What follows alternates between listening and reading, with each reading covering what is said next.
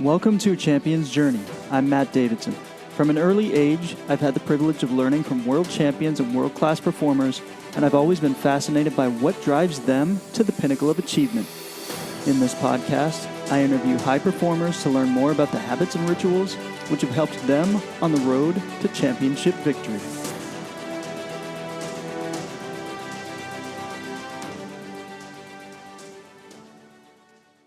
I recently had the great opportunity to have a conversation with the most well-known and highest achieving power couple in the sport of formation skydiving today. Together with their team, Arizona Airspeed, Girard and Eliana Rodriguez have won multiple U.S. national and world championship titles in 4-way and 8-way formation skydiving. In this podcast, Craig and Eliana reveal many valuable tools and techniques which are applicable for high achievement in any endeavor. We'll learn about mental preparations for peak performance, focused visualization techniques, mental approaches for different competition scenarios, tricks for avoiding brain locks, how to better position yourself for opportunities, and so much more. Before they met to become the force of nature they are today, Craig and Eliana accumulated impressive lists of individual accomplishments. Before joining Airspeed, Craig was a member of the U.S. Army Parachute Team's Golden Knights from 1986 to 1995. He has won an incredible 18 U.S. national 8-way titles, is an 8-time 4-way national champion, 5-time 8-way World Cup champion, 5-time 8-way world champion, 2-time 4-way world champion, holds 3 records for the world's largest freefall formations, has accumulated in excess of 38,000 jumps, and is a 2012 Skydiving Hall of Fame inductee. His mind-boggling list of achievements and accolades defy comprehension and are simply too numerous to continue mentioning here. Eliana is well known not only for her contagious and illuminating smile, but also for being a shining beacon of inspiration who has blazed a path as a modern-day pioneer for women across our sport. She became the first and only female competitor in Arizona Airspeed's 25-year history and is the first woman to win an 8-way world championship as a formation flyer. Eliana started her skydiving career shortly after completing her military service in the U.S. Army. She became Women's World Cup 4-way champion in 2000 and hasn't looked back. Since then, she's become Women's 4-way world champion, 4-way open class World Cup champion, 8-way World Cup champion, 8-way world champion, and 4-way open class world champion, an achievement widely regarded as the pinnacle of success in formation skydiving. Her incredible list of achievements doesn't stop there. Eliana also holds world records for 3 of the world's largest freefall formations, in addition to world records for the largest freefall sequential formation, largest women's freefall formation, and largest women's vertical head-down formation. And these are just some of the incredible things she's achieved. It is my great pleasure to introduce this awesome couple. Please welcome Girard and Eliana Rodriguez. Welcome to episode 6 of a Champion's Journey podcast. I'm excited to have one of our sport's most inspirational and successful couples on the show today, Girard and Eliana Rodriguez. Welcome back, guys, and thank you for taking the time to sit down and share your stories with us. Thank you, Matt. We're excited to be here. Oh, yeah. And coming in as a duo. Eliana, I'd like to start with you. How did you get your start in skydiving? I wanted to do it for a while. I think I was 15 when it first the thought occurred. It was mostly because my dad actually asked me. I don't know where he got the idea, but he asked me if I would ever jump out of an airplane. And I thought about it for just a second, and I was like, yes, that sounds exciting. When I was younger, I was always like the adventurous one in my family, and what adventurous was like going on the roller coaster rides, the biggest ones, and the big water slides, and so I always liked that kind of stuff. So I thought skydiving was going to be like another roller coaster ride. So when he said that, I thought, yeah, I'd definitely try that. But I was 15, and I immediately called the drop zone in Florida. It was in Sanford. And they said I needed to be 18. So, and it was like, I forgot what it cost then, but it sounded expensive to me because I didn't work. So So I forgot about it for a little while, but when I signed up to join the military, I asked my recruiter if I could be, if I can go jump, and he said yes. But he said go, request it once you get in. So it wasn't so easy as he said. So I requested it at different places. Like I was at Fort Hood, Texas, and they didn't need me to be airborne, so I didn't get to do it. I was in Camp Stanley, Korea for a year, and they didn't need me to be airborne, so I didn't get to do it. But when I got to Fort Bragg, I requested it, and they said, yes, that would be great. We can send you to airborne school, because I was in an airborne unit. And they looked for a school date, and they realized I had less than a year left by the time I was going to go to the school. So they said I needed to re-enlist if I wanted to go to airborne school. So at that time, I had already decided that I was going to get out. And a couple of the guys from my unit said, hey, there's a drop zone nearby, and you can just go there and rent a parachute and go jump. And so I thought it was that easy. And I went to the drop zone, and they were like, no, it's not going to be like that, but you can do a tandem. And so that's what I did. I signed up for a tandem at Rayford, because I was stationed at Fort Bragg. Nice. Did you do your tandem out of a Cessna, or what aircraft did you do? It was out of the Otter. Oh, cool. Yes, Okay, yes. What year was that? That was October 1st of 1995. Nice. Mm-hmm. And Craig, how did you get your start?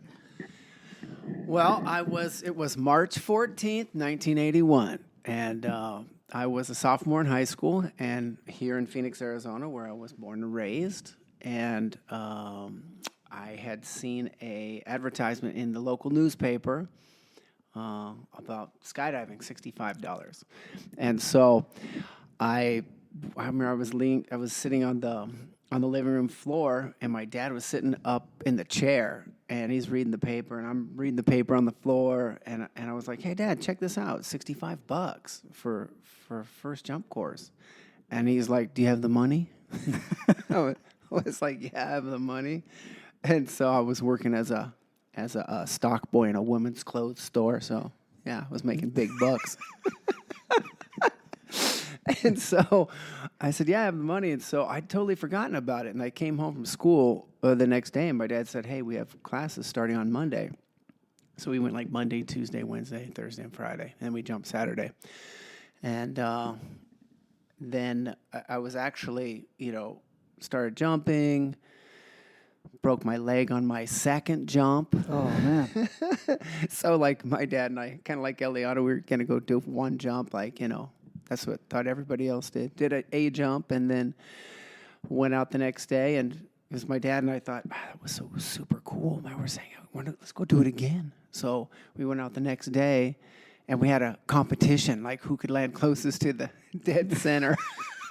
On the second day. On the second That's jump, awesome. me and my dad jump around canopies, and so I broke my leg. And so what the funny thing is when I went to school, I felt super cool, because they're like, how'd you break your leg? I was like, after about the first 10 people, I said, yeah, skydive, and they're like, yeah, right.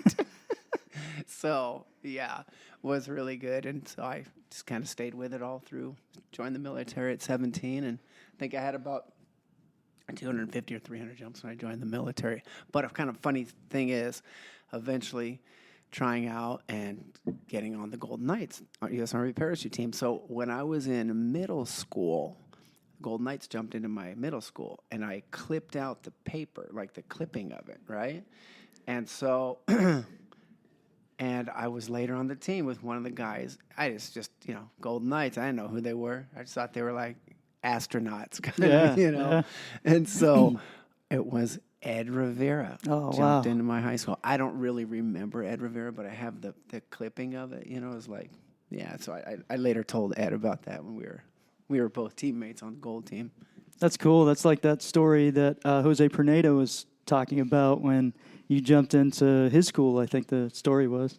I actually listened to his podcast with you, and I was like, it's awesome to hear that story, because I remember it super clearly. Wow, I remember cool. him. I think it was him and his brother, and Sergio. And so, this little town was in the middle of nowhere. It was we were on the Fort Lewis demonstration team, and I was a helicopter crew chief, and we were jumping out of the helicopter that I was working on. It was cool. Wow. Yeah. And so we jumped into this Warden, Washington, out in like Eastern Washington high school. Ran into Jose and Sergio. Yeah, man. That's a really cool story. It's a small community, you know, everybody's kind of tied in together. It's cool. Eliana, what were your biggest challenges in getting started, and how did you overcome them? It just initially was, I wanted to jump like in the military, and I couldn't, but until I found my way. But I think it was a good thing, because after learning about the difference between being airborne and skydiving, it might have scared me away, like maybe hard landings, not controlling your parachute. So it might have just, everything works out, in the end. But initially, jumping, it was just challenging because financially it was hard, because I got out of the military, I was going to school, and I actually, like, just as a part-time job, I was waiting tables, so while I was going to school. And so I just didn't have a lot of money to get out there, and I would go out there as often as I could, but I just couldn't afford it very much. So I would say that was probably the more challenging part of just kind of getting to get going. And my first 5 years, I only did 100 jumps a year. Oh, wow. Yeah. Were you just, from the first jump, did you know that it was something that you wanted to do for the rest of your life? Well, I wasn't thinking that far. I just knew I really liked it, and I just wanted to do it again, and then again, and I wanted to do it more. And I had no idea that it would turn into like a career and basically a lifestyle. And Craig, so obviously breaking your leg was a pretty big challenge. How did you overcome that, and what was the timeline like? What was your recovery period like before you got back into it? Actually, that's a really great question, because I think that was what really made me love skydiving, and it wasn't jumping. It was actually the people. And so I broke my leg day 2, all right? And I was driving a motorcycle at the time, and actually where I started jumping, you could see it from the backyard of my house.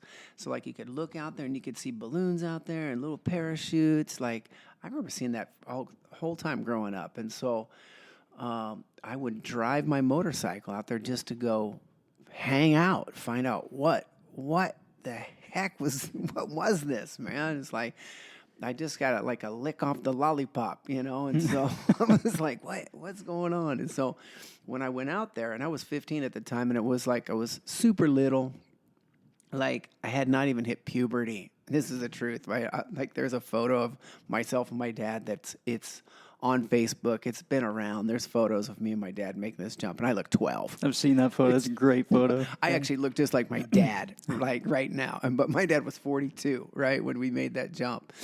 And so I broke my leg, and I was on crutches and kind of hanging out and riding the motorcycle out to the drop zone. And, man, I just really got like befriended, man, just like welcomed in. I grew up at a really big high school in Phoenix here, Shadow Mountain, and 3,000 kids. It's like basically nobody, And so whatever that was, like I was on the wrestling team, just trying to figure out which direction, what I wanted to do, And so having that broken leg, man, people just going out there and just hanging out and just listening, hanging out, watching people land, getting to know people, and just felt totally welcomed in. And I think it's still to this day something that I think is probably the most important part of our sport. So, Eliana, what do you find most captivating about the sport, and what did you find most captivating about it then when you started? Yeah, when I started, just jumping was really fun, flying, and like that, you always want to, you feel like you're almost getting it, and then, there's always another level, and you just want to go try it again. But I can agree with Craig that it's about the people, because when I left the military, so I started jumping while I was in the military, but as soon as I got off student status, I was getting out of the military. So when I left the military, I had very few jumps. I was just off student status, and I didn't realize that people would have a home drop zone. I thought thought people just went to any drop zone, like you go to any park or something like that. So when I went to Florida, a lot of people were talking about DeLand, Skydive DeLand, and because it was the bigger drop zone, or Zephyr Hills, and there's actually many other drop zones there too. So I thought I would just go to each drop zone, like whenever, and whenever I had money, I guess. And so I started off with DeLand, and I made a jump there, and it was great. But then I went to Titusville, Skydive Spaceland, and I made a jump there, and I had brought a friend with me to do a tandem. And everybody was so friendly. I actually never went anywhere else for like the next 200 jumps, because I just had such a good time. And actually, I think that's where I met you. Yeah, I remember going down there. It was a great vibe down there. I Yes, really loved it. yes, Yeah, it was yes. cool too. Whenever you get to take off and kind of fly over the vehicle assembly building out there in Titusville, and see all that cool stuff where the space shuttle was. It was Yes. awesome. Yeah, a lot of cool aviation and space history around there. Yeah, so it was really nice. It was a small drop zone, and it just had such a good time. And everybody kind of like Craig kind of brought me in, and once I had to initially, you're supposed to rent gear. People were loaning me gear and everything. People were loaning me gear for like a lot of jumps, and until I finally was able to afford my own gear. Nice. And so I was there until I started working at the wind tunnel later on, and then I started going to other drop zones after that. This is skipping a little bit ahead, but what did the role of Sky Venture there in Orlando? How did that play a role in your development? And oh my goodness, so going to work at Sky Venture at the time, it was when I had about 200 jumps. It was in 1998. And like I said before, I didn't have a lot of money to be doing a lot of jumps, but being able to fly in the tunnel on a regular basis just kind of skyrocketed my skills. And at the time, the tunnel, I had actually been in the tunnel before because I was in the Fort Bragg tunnel. When I was at Fort Bragg, I got a chance to go in there. So, going into the Orlando tunnel and working there for so long, it really, changed everything because I don't think I would have been able to afford paying for all that time on my own, at least at the time. Maybe I could have eventually, but at the time, going to school and, being a waitress, I wasn't able to put a lot of money into skydiving. And so by working at the tunnel, it just really, I would say it exponentially improved my skills. That's awesome. And this question's for you as well. You're an inspiration to men and women alike.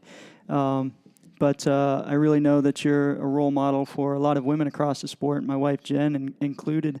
Did you face any challenges as a female in a male-dominated sport? And if so, how did you deal with those? It's funny. I get that. I've gotten that question a few times, and I'm always like, I'm not really sure how to answer it because I feel like I think part of it is I've been around like men, like being in the military. Growing up, I had a lot of uncles and and stuff like that. And then working at the tunnel, I was the only female as far as the instructors go. So I feel like maybe I'm a little bit more used to that environment, but. Like when I got in skydiving, and especially when I started working at the tunnel and then started getting on teams, I felt like I was in this flow. Like it just the opportunities kept coming up and I couldn't help but take them. So I was very fortunate, or I was just, I don't know what it was, at the right time, at the right place,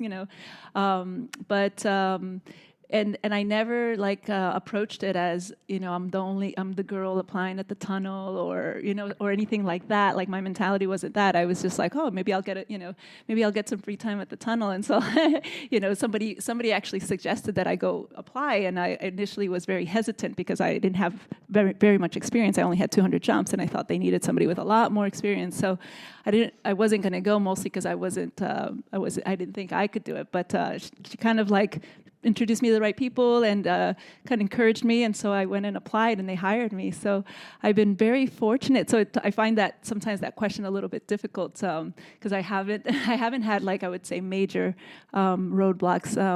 And then when I got on Airspeed, they asked me to come try out, and they were so welcoming, and so I've been very fortunate in my career, in my life.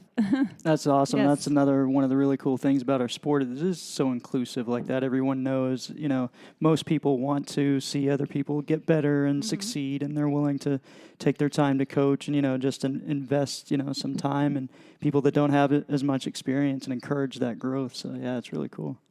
Yeah, for sure. Thank you. Yeah.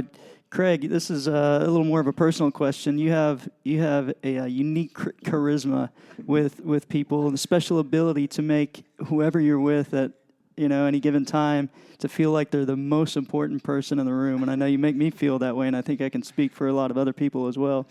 Is that an innate part of your personality, or is it a skill that you developed over time? Matt, I wish I knew where that came from, but I don't know. I just like telling stories, man. I like telling stories, and I like cracking people up, man. But actually, if I know what makes people laugh, it's kind of addictive, because it's like then you want to make people laugh. But not to go back a little bit, but I'm just gonna like the question you had for Eliana. I was like, because as Eliana was answering that question, you had mentioned with your wife Jen, and so I was just thinking as I was listening to Eliana answer that question, it's like I think they're the two women who have they're both women's world champions and 8-way world champions. Oh, so yeah.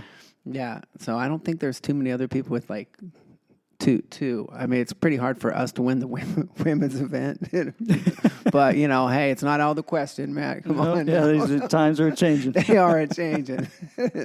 But, yeah, no, I like I said before, like one of the biggest draws for me was skydiving. I love skydiving. Love it. But listen, if there was nobody else in the world and I'm just going up and jumping by myself, would I still be really fired up about it? It's one of the things I like doing team events and stuff. So I've done a lot of air toys, like hang gliding and paragliding. And so really did a lot of hang gliding. But one of the reasons why I don't anymore, because it's lonely, man. Yeah. It's you're hanging out up there, isn't this great? It's reaching back, give myself a high five. It's woo. And so one of my favorite things is just hanging around people, spending the day, and just, spending quality time with people that are up for doing something that's a little more than normal, so. You also have an uncanny ability to remember people's names. Do you have a special technique that you use to do that? I've always wondered about that because I've had kind of a hard time, and I remember you telling me a little bit of what that technique was, but if you could tell everybody else about it, that'd be great.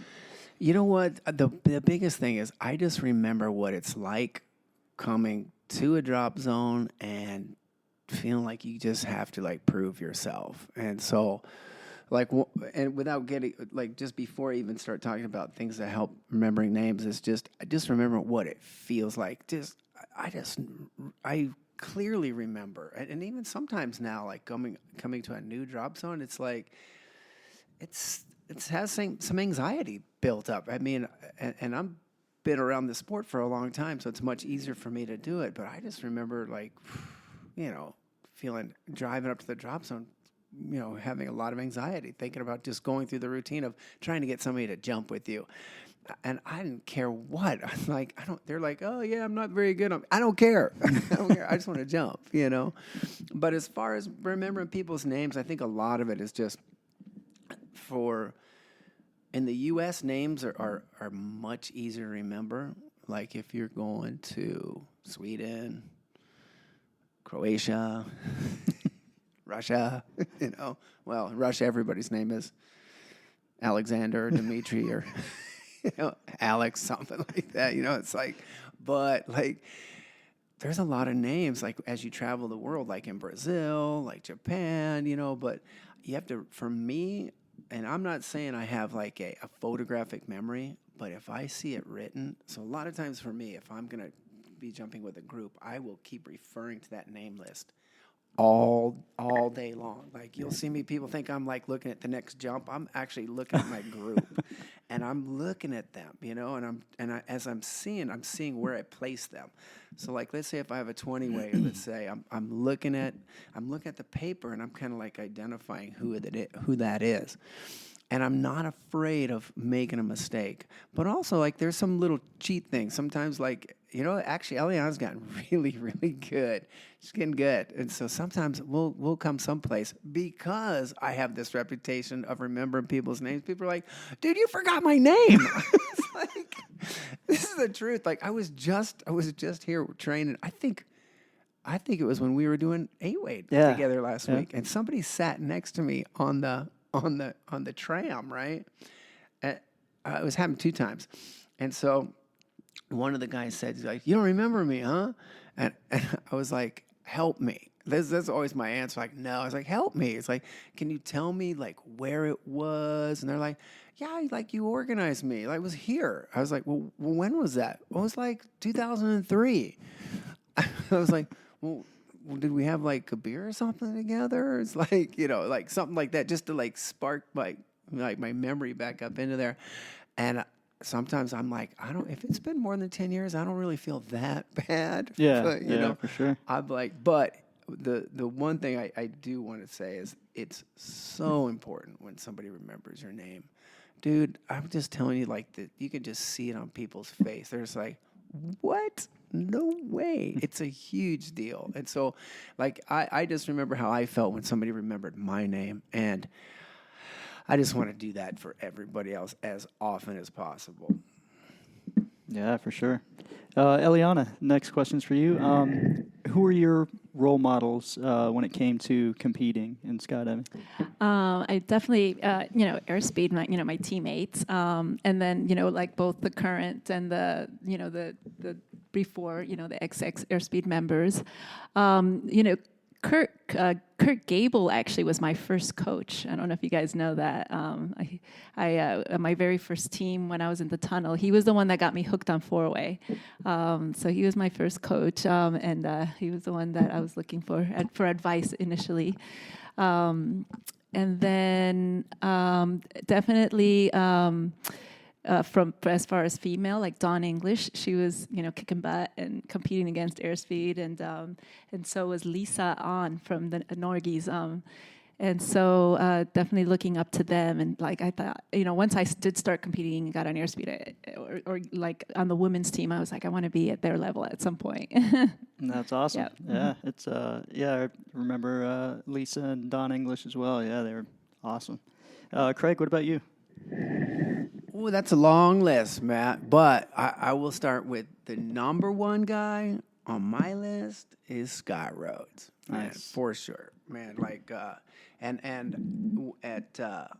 when I was inducted in the Skydiving Hall of Fame in 2012, I called Scott. I was like, Scott, you have to come here, and be part of this. He was like, absolutely. And so, when I spent 8 years on the Golden Knights, and when I started, I had never done any kind of competitive skydiving. And so fortunate to have him as a peace partner, like as a mentor and just my peace partner. Just to, if Scott said it's blue and I look at the wall and it's white, I'm like, okay, must be blue.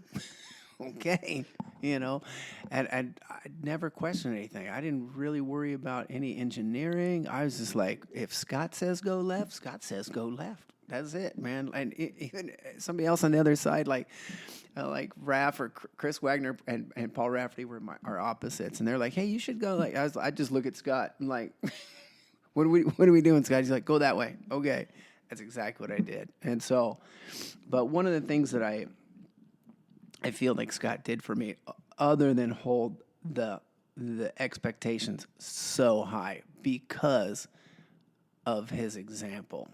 Dude, the guy, I mean, I think of all that time I was ever with him, probably had less than 10 brain locks. That I was with him thousands and thousands of jumps. That is the truth. Wow. That's the truth, and just worked super, super hard. And like we were roommates and just was he was just classy dude because he walked the walk. He never said, do this and never did it himself.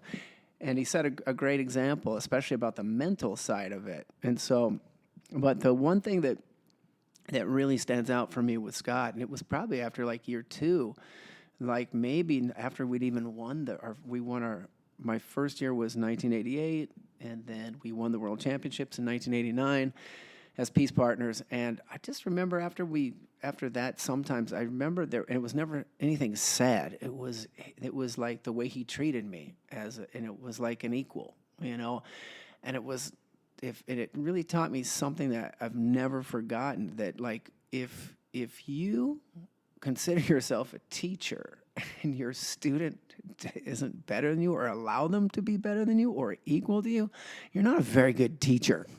Yeah. That's the truth. And Scott did that, and without we never discussed it, but like a lot of reflection later on, I just really was empowering for me, and that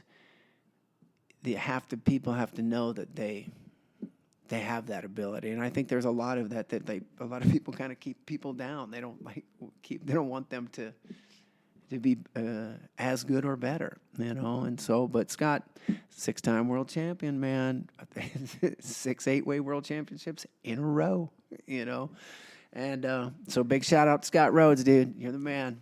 Yeah, I think he talked about that in his podcast, where he had some leaders when he was in the Army that, kind of kept him down and didn't want to see him excel, and he really had an issue with that type of mindset. I mean, I do too, but it's, he talked about that, so it's really cool that he was able to recognize that and then make sure that didn't happen in him as well, because I think all too often when you kind of grow up in a certain environment, sometimes you take on those traits and you might pass them over and it becomes just, this vicious cycle. So it's cool that he was able to break that at that point, and his coaching is proof in the pudding with you. You've gone on to do some incredible things in your career.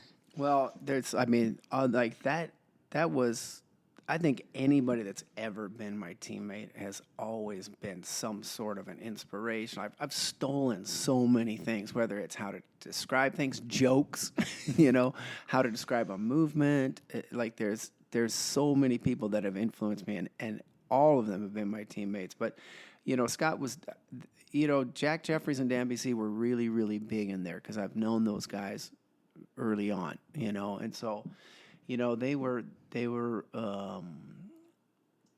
big for me when I switched from the Golden Knights to left the military and started with Arizona Airspeed. And so combining all of the things that I learned on with the Army parachute team, and then combining them with Airspeed, and it was fantastic. It was fantastic. But those guys, man, it's pretty hard for me not to include those guys and all of my teammates in there, because a lot of mentors in there, including Eliana, man, for sure. It's been my peace partner for 8-way and 4-way. That's we were awesome. Peace partners 8-way and 4-way, and won a world championship in both of those events, and we're still peace partners to this day, in life and in the air. Yeah, that's great. So that'll lead me to my next question. How did you guys meet, and how long ago was that?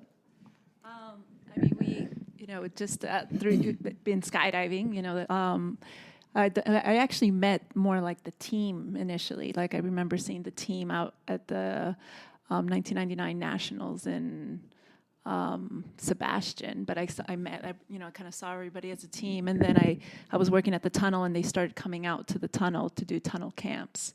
So I started, getting to know everybody, and they were getting to know me, and and so did I answer your question? I was wondering how you guys met. So that was 1999. I would say 1999, 2000. That's when we started. They started coming out to the tunnel and they started doing the airspeed camps at the tunnel. So that's when I got to know them a little bit better. And how did you become a member of Airspeed? Did they see you and see that there was some talent, some potential in you? Craig probably has a better answer, but I actually was just on the women's 4-way team at the time, and I was working at the wind tunnel, and I was just jumping on whenever I could on the weekends. We had our camps and stuff like that, and we went to the World Cup, and because that was the first. The World Cup was in the U.S., and I think it was the first women's like World Cup. They had been a test event before that. So a couple of the girls from Synchronicity called me, and they asked me if I wanted to be on the team, and they were like, do you want to go to the World Cup with us? And I was like, yeah, sure. And I thought it was like next year, like we were going to train a lot. And they were like, no, it's like next month, but there's no women's team, U.S. women's team, and it's going to be in the U.S. So I was like, okay, if you guys think, it'll be okay. So they said, it's a new event. And we did some training jumps, a couple of training weekends, and went there, and we won. And so then we were asked to go represent the U.S. at the World Meet, but the World Meet at the time was only like 6 months later, and it was in Spain in 2001. And so at that point we did train. For me that was like I had just done like 500 jumps up until that point, or 500 jumps, 100 jumps per year. So 500 jumps, and then. We did like 300 jumps in 6 months. So it was a lot of training for me, and we did some tunnel time, and we put everything into it, money, time, and we got a coach. Joey Jones was our coach, and we went to the World Meet, and it was really fun. It was, I feel like it was life-changing for me because it made me really want to do it professionally. Up until that point, it was just a hobby for me. And so I went to the World Meet, and we won, and I didn't realize that they were considering me during that process. And actually the World Meet was kind of like, let's see how she does, Nice.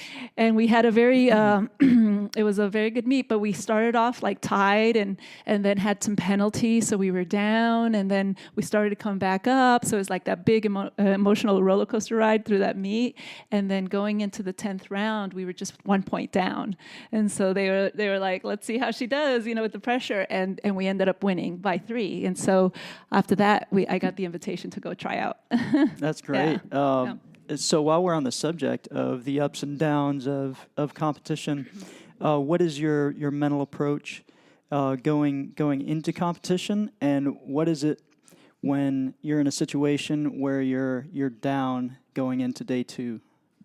Yeah. So over the years, I feel like I work better under pressure, and so a lot of times, we would always feel it on airspeed. A lot of times when we were down, we would actually sometimes do better.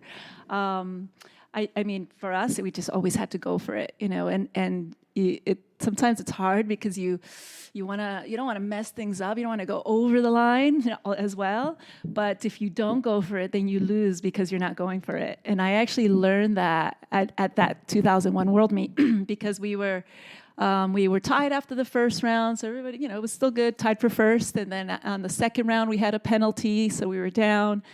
And then on the third round, we had a penalty, so we were down. And on the fourth round, we were flying so cautiously, we lost points to the teams again.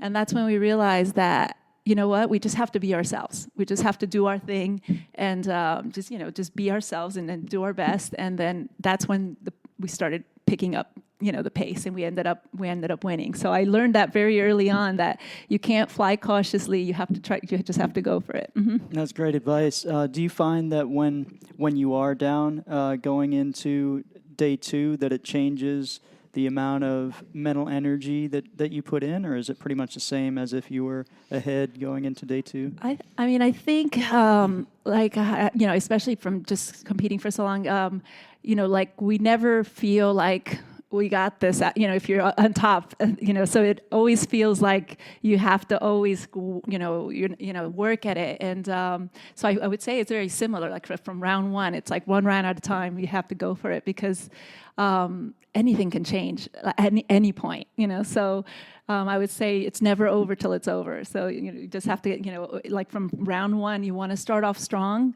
but at the same time, if you don't have a good round 1, you still have 9 more to go.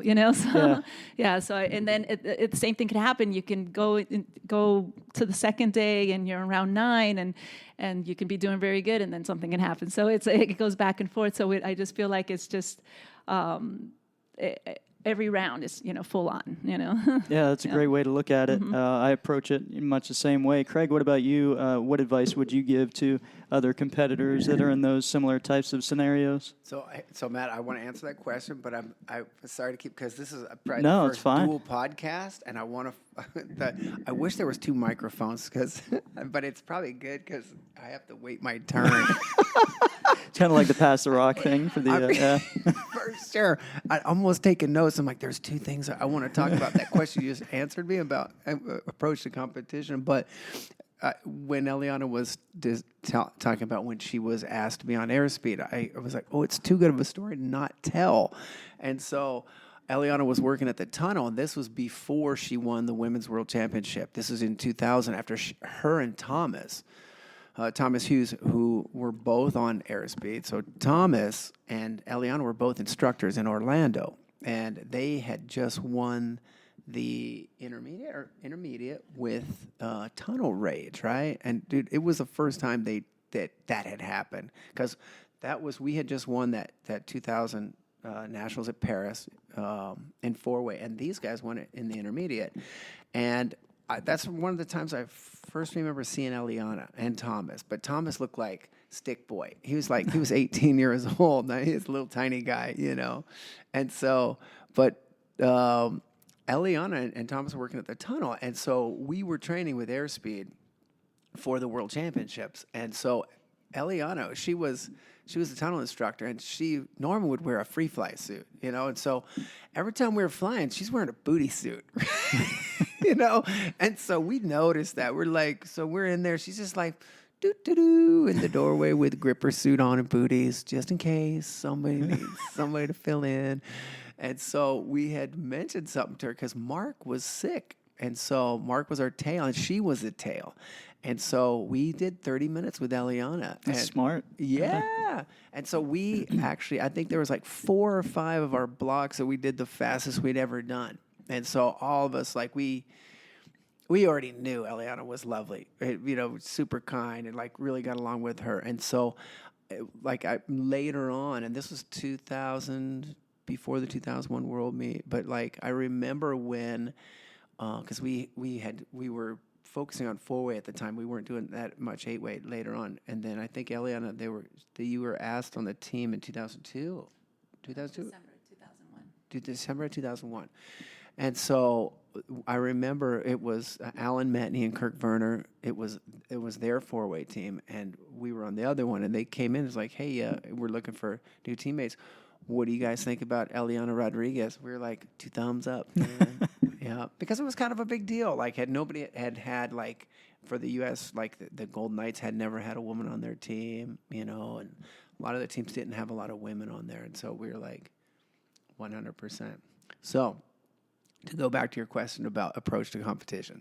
But man, it's I couldn't let that story go. No, it's awesome. Great. I love it. Yeah. So, yeah, kind of like what Eliana said, there's no defense. There's no defense. Dude, and the biggest one, round 1. You got to come out and kill it. You got to go I'm all in. I'm all in without being crazy. You can't be and just, but you have to practice it in training. That has to be, and no matter how you train that, you cannot replicate that. You can't be in the environment, in those planes, at that forward location, the smells, the whatever, all that. But that I feel is where most people and you talk about coming out on day 2. A lot of times, if you don't have a great round 1, then you're fighting for it. Then you're but sometimes people perform better that way. But I think it's classic to have a tied round 1, a tied round 2. That's really common, unless you're a far superior team. But I look at some of my favorite battles in it, and some of my favorite ones that I've seen over the years. It's it's such a fight, and it's learning to love the fight more than the win. Because a lot of times, and I've had this myself, I remember in 1989, we were 5 points up, and I was just oh, I just want to win so bad. Oh, it's just I hope I don't mess up. I had no idea, It was we won that world championship. I was woo. I was I was so scared. I was terrified. I was just and so we beat the Russian 8-way guys, and so it was just something to learn from that. And it took me several competitions to not have that fear. It's like I wish you could just give it to somebody, but I think you also have to compete where there's something at risk. Like something really has to be so valuable to actually not just learn that, but to understand that sometimes like to just go for it, man, and let it sort itself out. But not round one, you got to keep going for it, and sometimes you'll have those jumps in competition where, and we classically had that on Airspeed and on the Golden Knights, man. We always did our best in competition. And I think for a lot of people, it's the complete opposite. They do great in training, then they have terrible competitions, because I think there's a lot of gets in their head and they start worried about it, But I think, it's hard to get great at competition without doing a lot of competitions. Yeah. So. What do you have any techniques when you're like getting ready to go into round one, breathing techniques or something to make sure that you're treading that line and you're not going too far over, not too far under? That's a great question because it's constantly changing, or it has evolved for me. And so I think for me, like the last my last year as a full-time competitor was 2010. And so that's still to this day is my favorite competition. But that stint with Airspeed was, I think it was, we were like undefeated for like 20 competitions, or I don't know, a year or two or something. But there was something, it wasn't something that I did, it's something that we did. And there was so much trust. Like I was all in every time. I never worried about what Eliana was going to do. I was never like, oh, I hope Mark's going to be on the back of the block 10, or like, oh, I hope, like if you have something go on in training and it's consistent, you're like, oh yeah, I'm going to have to do this extra to cover for this guy. I never had anything like that, and so there was something that happened with that team, and we all knew it. Like it was full on. But we knew it in training, and I wish I could explain it. It's a learned process that happens with a lot of jumps together, but a lot of trust. And if something magical happens that, somebody's not going to, you never worry about somebody not giving 100%. I was only worried about me. I am not worried about anybody else. I am imagining if I do exactly what I need to do and go for it and look to the center and see when everybody's moving, it's going to be fine. Now try to tell people that without thousands of training jumps or whatever. I mean, that's to get at a high level. I mean, we finished that competition with a 27.4. We were tied up in round 9. Like, I think the lead changed 3 times in that competition. There was a world record in there where we got smoked by 3 points. And, we were in, I don't know, not in first. And so the next round was a 3-blocker, and we beat everybody by 3 points on a 3-blocker. That's big for 3-blocker. Yeah. And so, when you think about that, and it was a great fight, but it was like, I really wish I could just, put that into really clear words about the trust and trust your training and know that everybody on that team is going to go for it. It's like, I wish there was, oh, here's my formula, Matt, and now the microphone's going to switch off. No. So I think it's the more that you compete, the more you learn your teammates, learning to trust each other but it has to happen in training. Yeah. Because I think you're going to win that meet in training. For sure, yeah. You were talking about, well, I'll ask you this, Eliana, what's your approach to it? So for those who don't know, may not have ever competed at that kind of level, when we're talking about the line, we're talking about that kind of happy medium where you're not getting the speed wobble, so to speak. You're not coming off the tracks and not so low below that line that you're just not performing up to your potential. A lot of people, I think, it's common to, once that door comes open before round 1, you have a little bit of that performance anxiety, you know what I mean, and you're tensed up. How do you deal with that personally?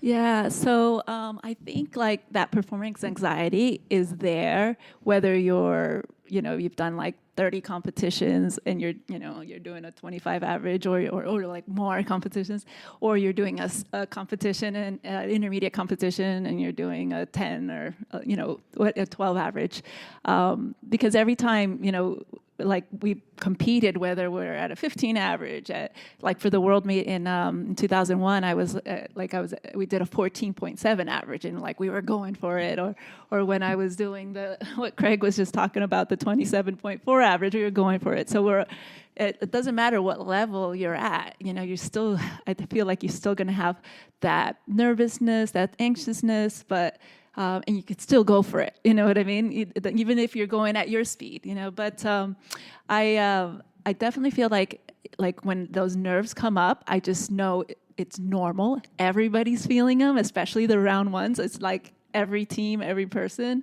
It's very rare, I would think, for people not to feel that. But I also know it's like fuel. Like I'm going to be more focused because there's more blood flowing through me. I just have to keep myself calm. What I do in the plane is I visualize a lot, and but I do that in training. We visualize all the way up. Like we don't do a lot of talking in the airplane, which we see a lot of teams do. We're like for us, we visualize the whole way up, and we practice that in training. But sometimes when you're in competitions, you start having these thoughts come up, like kind of negative thoughts, and then I shut them out. It's like I know they're not going to help me, and I just like nope, not now. And so I kind of put them away. But and I also try to breathe, because sometimes when you're concentrating or nervous, you get a little bit tight and you forget to breathe, and I think that can make it more difficult to perform well if you're not breathing well. So I definitely would breathe, make sure I'm breathing in the plane and not like just tense. But I focus a lot more on that in competition, I would say, than in training, because in training you're more relaxed in a way. But I also feel like the more present I am in the jump, the better it goes, right? So again, it's breathing in the plane so I can just stay present and kind of not let external thoughts come in. So it's just, I feel like especially going into that last meet in 2010, it's like when I realized that, man, like I just felt fully present in that. And like you said, I was trusting my teammates and like not worried about anything else, and not like worried that we're going to miss a catch or things like that. And I feel like when the more present you are, the better you're going to perform, like you're present right there with your teammates. And it's especially important if you're doing randoms. Otherwise, if you have a little thought, then that's just going to throw you off the track. So I've found that personally, training with Airspeed now and the random work, because it's just moving so fast, if I have any distracting thought that takes me away from that sequence, then I'm off track for a couple randoms, and that's you're done. That's to make the difference between winning and losing. You have to be in the moment. Yeah, you have to be in the moment. Mm-hmm. Yeah, that's great advice. And do you find that anxiety kind of goes away after you cross the threshold of the door? Yeah, you know what? Because we're in the moment. So I feel like it's just you're just doing your thing. And just, you're feeling it, like you're there with your teammates. I mean, it definitely helps, I would say, like for people starting, like looking across, like not being in your own head, just be there with your teammates. And I feel like you'll know what to do with the skills you do have at that point. Yeah, that's great advice. Craig, what was your most challenging competition? Oh, wow. All of them. I think that one, 2010, that was. Actually, Matt, this is like, it's kind of funny because I have 7 world championship medals, 5 8-way and 2 4-way, and my 2 favorite medals are 2 silvers. And why is that? Just because it was the most awesome fight ever. And like we were talking about this 2010 against the French 4-way, and we were great friends with them, and I think we were we were second, the French were first, and the Russians were third. Hayabusa was fourth. I mean, like, it was a fantastic competition. And so, but we did our absolute best. And then on round 10, and we knew block 22 was our worst block, and we kept running into the French, always had it in round 10. Like that whole 2-3 years, like now they're going to have 22 in round 10. It's like, hope we have a good lead going into that one. So we trained that block 22 so much. And so, it was in round 10. And so I still remember the jump. It was 22 was out the door, B 16. And so we had a great jump, man. And like it was the best 22s we'd ever done. And we did a 23 on that jump. And so, but I don't know if you've seen that round, Matt. I have. I was there. I remember. Yeah. Dude. Oh, that's right. Sorry. Oh, that's right. And so, dude, that's probably the most perfect four I've ever seen. And like, I still, like, if we're talking about doing 22s, like, show that video, it's ridiculous. It's ridiculous. It's like came from another time warp or something, It's just so silly. And so to be beaten, but man, it's like, when you get beaten and you have put everything out there, it's like nobody beat our 23. We were out there and it was like 10 o'clock at night before we got the scores. Like, it was dark, everybody's waiting. And I was so joyful for them to win it like that, because I know, and this was my last competition. It was almost like, it's like really easy for me. I would love to have won it for sure. Yeah. But it was really inspiring to have that level of a competition come out. And the other one was in 2003. Like we had, we were training for 8-way out of the Porter, and we went to the World Championship in France, and so against the Russians. And so that was tied after 11 rounds. Like, I'd never been in never done a jump off, ever, 11th round, for the World Championships. Yeah. It was tied after 10. We were behind, so you were talking a little bit before about that. How do you feel day 2 when you're behind? It's like, it was empowering because we knew we messed up early, So like round 1, we didn't have a great start. Round 2, the Russians had the highest, it was the fastest jump of the meet, so they got the highest score.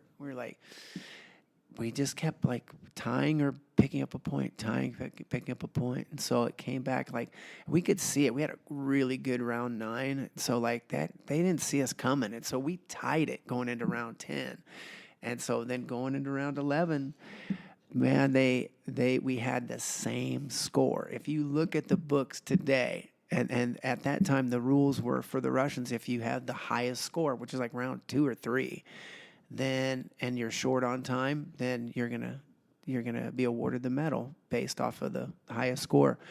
And so after 11 rounds, we were tied up. But on that 11th round, it was one of these. It was like a Venus where you like spun them. And so they just started theirs, and we almost finished ours. It was like on freeze frame. Oh man! And we didn't get it. But again, that was amazing. Dude, that fight was unbelievable, man. It was like, and there's also been a lot of world championships that were like boring. Like, it's like watching a Mike Tyson fight. You go out there and like, to give you an analogy, I remember being at the Golden Knight reunion, and they're like, the Tyson fight's on, and I was walking down the stairs, and people are coming back up. It was like 90 seconds later. I'm like, oh, we're going to go see Mike Tyson fight. They're like, go back upstairs, man. He's done. He knocked him out in like 20 seconds. And so, when you win the competition by a lot, it's like, I think that if it's like that, a lot of times it doesn't bring in a lot of dear fans, but like when it's tight, like I remember watching the Airspeed Hayabusa in 2012. Actually, that was great for you guys too, like the Golden Knights and the French. It was a great competition, and so, but that round 10 with Airspeed and Hayabusa, man, it was a nail biter, man. I was like, that, dude, like that. I wish everything was going to 11 rounds. Right. And sometimes I tell people, like, when we get this meeting, I go, oh, I hope we do a round 11. They're like, are you high? What are you talking about? I was like, Well, I know from experience. I remember 2005. It was one of my most memorable competitions where, one of my hardest losses. But I remember going into Paris Valley, California, and I remember all kinds of people are around. And I remember getting ready to, walk down the lane between the people to go get on the plane for that round 11 and just feeling that pressure. And I remember you came up to me, you stopped, and you put your hand on my shoulder, and you were like, cherish this moment, man. You're going into round 11 jump off. He was like, a lot of people don't get to experience this. And I was like, you know what? You're absolutely right, man. This is really cool. I was just jealous, Matt, because I'd never done one. No, joking, no. That I think mine was 2003. But like, I think after you have it happen, I mean, that's the only one I've ever had in my entire skydiving career ever. I mean, this is like my 38th year jumping, and so I'm like, and when it happens, because I know that feeling, and like when you're going for it, it's like win, lose, or draw, man. You gotta go for it and love it. You know? Yeah. Awesome. Yeah, didn't work out for us for that year, but that's the way competition goes sometimes. Going back to Mike Tyson, you were talking about the fight there, and a couple weeks ago, you guys were telling me the story about when you met him in the airport. Can you tell us that story again? This is awesome. So it was Kirk, Werner, Eliana, and myself. We were traveling back from Orlando, right? And so this was probably like 2002, 2003, 2004, something like that, right? So we had actually landed back in Phoenix, and we were all traveling together. And Kirk Werner's a big fight fan, was and still is. And so, but I mean, Mike Tyson, unbelievable. I mean, he's there's never been anybody like him, And so I was at the airport, and we were at the bath. Eliana was in the ladies' room. Kirk and I were sitting outside the men's bathroom, and it's packed. I mean, there's just people everywhere. I'm like, so we're standing by the drinking fountains right by the toilets, and dude, it looks like Grand Central Station. Like, it's so many people. And Kirk's looking one way, and I'm looking at people, like it's just like thousands of people come around the corner. And I look, and I see this guy come around the corner, and he's got a face tattoo. And I was like, oh, that is horrible. Oh, my God. I was like, why would you want to do something like that? And as I'm looking, I'm like, that's Mike Tyson. And so he's hanging with one of his friends, and they're just talking side by side, right? So... And I'm looking, and I smack Kirk on the shoulder. I'm like, Kirk. He looks at me, Mike Tyson. He goes, yeah, right. And he's like, oh, that is Mike Tyson. And so we're waiting for Eliana to come out of the bathroom, and they go walking by us, like towards the gates. And so when Eliana comes out, we're like, Eliana, we just saw Mike Tyson. We gotta go find him. So like we go down the jet, like down the corridor, and I look in I think there's a Delta Club in there. I open the door, and the lady looks at me. I'm like, he's gone probably. And so I turn around, and we're hanging out like in the middle of the hallway where all the gates are to the left and the right, and there's a California pizza kitchen with about 30 people in line, right? And I look over there, and there's Mike Tyson, and he's like number 12, and nobody knows who he is, right? And so Kirk and I are there, we're like, Eliana, you got to go ask him to come on over, and so we can get a picture with him. And so Eliana's like, okay. so she goes walking over there, and Kirk and I are over there, and she goes walking right up behind him and taps him on the shoulder, and like he turns around, she's like, hey, you want to come take a picture with us? He got out of that line, never even questioned it. That's awesome. Came walking straight up, right in the middle of that corridor, And so we're sitting there, and he starts talking. He's like, you guys is crazy, man. You guys is nuts. You guys is doing some crazy stuff, jumping out of them planes. So he's like totally Mike Tyson, And so he is super cool. But I'm looking at him, and he's not that tall. But like his shoulders are massive, and his neck is massive. But the kindest, sweetest guy ever. And so I hand my camera to somebody there to take a photo of us, and the dude can't get the camera to work. And it's one of the early digital cameras. And so I eventually, and then people started coming up. And then all of a sudden, Mike Tyson started getting cagey. He's like, "Hey guys, I gotta go. Hey, there's getting a lot of people around here."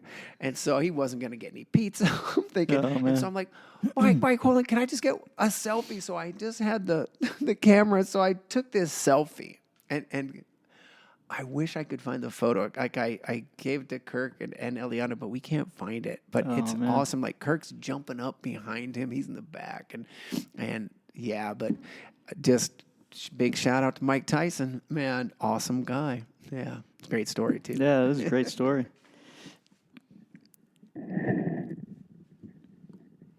When you were competing with Airspeed four-way, Eliana, what was your day one of competition like from the time that you woke up until the time that you went to bed? And more specifically, what was your mental preparation like? What did you do to get in the right mindset? So, like day one, round one, kind of. Either round one or like when you wake up, and how did you? Do you have any rituals or anything like that kind of starting putting you into the right frame of mind to get ready to compete? Yeah, well, we every time when we train, we all meet at a certain time and we stretch together, and so a lot of the routines that we do in competition we're doing in training as well. Like our creeping routine is exactly the same. Like we do everything in the same order as far as like, we're going to walk it first and we're going to lay it down. And so, and whatever, at that time, because I was on Airspeed 9 years, so it changed throughout that period, what we did on the creepers. But, so whatever we had trained, that's what we do. We stick to that on the creepers. But, it wouldn't be anything too different as far as mental training, because it was still like, full on in the airplane, the whole ride up, visualizing, and then also on the ground, spending a lot of time on the ground. I don't like to get too distracted talking to a lot of people. Like I do want to be friendly a little bit, but I also have to sometimes find a little space to go over it in my head. And I found that when we started doing tunnel competitions, it was really challenging initially because people are talking to you right up until the moment you're almost going in. Yeah. And so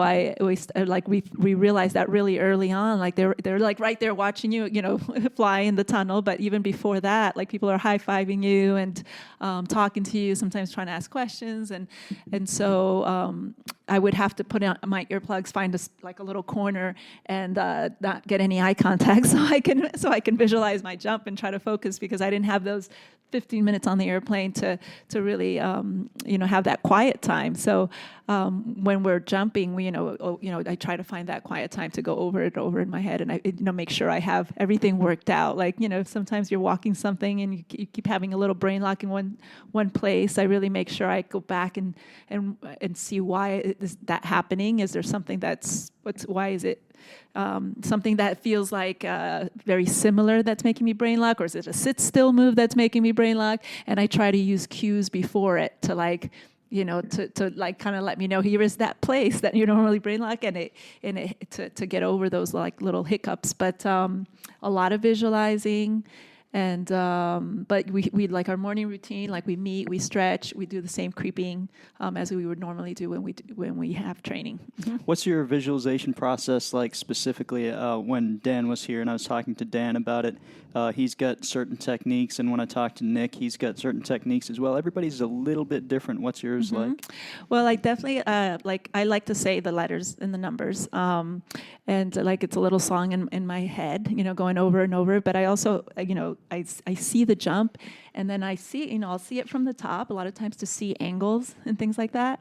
And if I'm struggling with an angle, I can visualize it. What would I do in the tunnel? Because we spend so much time in the tunnel, and so that helps too. But also I see it on level, and a lot of times one formation will cue the next one. You know what I mean? Something that, or a certain move as I see it, or as I'm picking up my grips, that'll cue the next one. But I also have to say the words, not the words, but the letters and the numbers, because especially on a random where everything's so fast, and sometimes if I'm struggling with it, the jump's a little bit more challenging for mentally, I'll say it louder so I can't say anything else, so there's no what was that, or what's going on here, so I don't have that other conversation that distracts me. So for like a really fast random jump where I really need to be in the moment, and I feel like there might be little things that might, that I like, if I feel like that might be, I'm struggling with a certain angle or certain place in the jump, I try to I say it a little louder. I try to get the rhythm of it,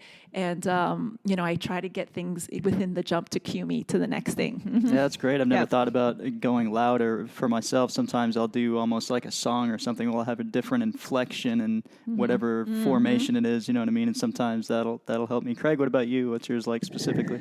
I'm definitely a song guy too. Yeah. I'm like, it's like dun dun dun dun dun dun dun dun dun dun dun dun dun dun. And so, when I was on the Golden Knights, I used a lot of the names for them. I never knew by the letters and numbers until I got an Airspeed, and then just really switched on over. But that process was, a little more challenging. Not challenging, but it just required a little bit of extra effort in there. But the biggest thing for me is through the training, like I feel like I have like a filing cabinet in my head with every block exit. And so like if I have it, it's like I know, like I don't have like, okay, I got to make sure I have to hit these 3 things on block 1, these 4 things on block 2, these 5 things on block 3. There's one. There's one thing. One performance cue for every... No, like one detail. So if I think about when I visualize it, and this is going back to like whenever I'm learning the jump. And so it's like, let's say we get the jump. Okay, so classically we would get the jump, we would walk the jump, and as I'm learning the jump, we haven't even like laid it on the creepers yet. And so when I'm laying it down, I'm getting that loop already in my head, like how I'm going to call it and like the information I'm going to put into that loop. And so let's say that like if let's say the jump is 1, 2, and 3, okay? On block 1, all the details I've had to work out, I know if I do this one detail, it will close every time. I know it. It's not like, oh, I got to do this. It's like that one thing. And so for me, when we're training, I'm always updating that file. So it's like as you're training, you're like, oh, yeah, this works good. I did this. Now if I do this. And so it's constantly managing it. So right before competition, what worked the best for me was that if I imagine the jump with that detail, there's a lot of details, but like if you train a lot, you'll understand exactly what I'm talking about. That you can't just say, okay, there's 10 things I have to do. I have to be leveled. See, this guy heads, this goes first. No, it's like there's one thing that you can come down to that if you do that, and maybe it's just me, I don't know, that if I make sure that I do that on that block or that random, I know it's going to close. And so as I'm visualizing it, I'm almost putting that in my rehearsal. But like what Eliana and what you were saying, it's like I have a song, and it's like a little simple song, and I know I've spoken with this to a lot of people. I'm like, really? I'm like, yeah, because it's like we learn everything by music. I mean, I can still recite all 50 states in alphabetical order from a song I learned in 5th grade. Oh, I've never really made that connection, but yeah, you're totally right. No, I mean, it's like everything. I remember like learning like, I remember Schoolhouse Rock. Yeah. Dude, I had Schoolhouse Rock growing up, man. All that conjunction, junction, what's that function? Yeah, exactly. And but no, will get you pretty far. Like, yeah, all that stuff, and they had like all that stuff with like, what's a bill? Like, I'm just a bill. Yeah. Yes, I'm only a bill. And like all that stuff about the preamble to the Constitution, all that learned by music. Like, and so why not?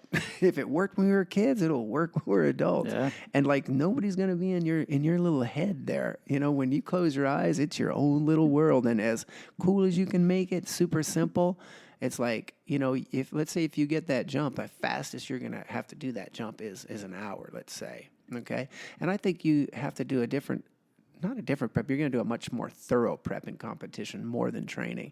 Sometimes you're doing, 20 jumps a day or 12 jumps a day. It's like you really do want to do as good of a prep as you do in competition, but there's no way you can do that. Like you are rehearsing it all the time. You're in a quiet zone. I mean, sometimes you're in competition. You're rehearsing that jump all day.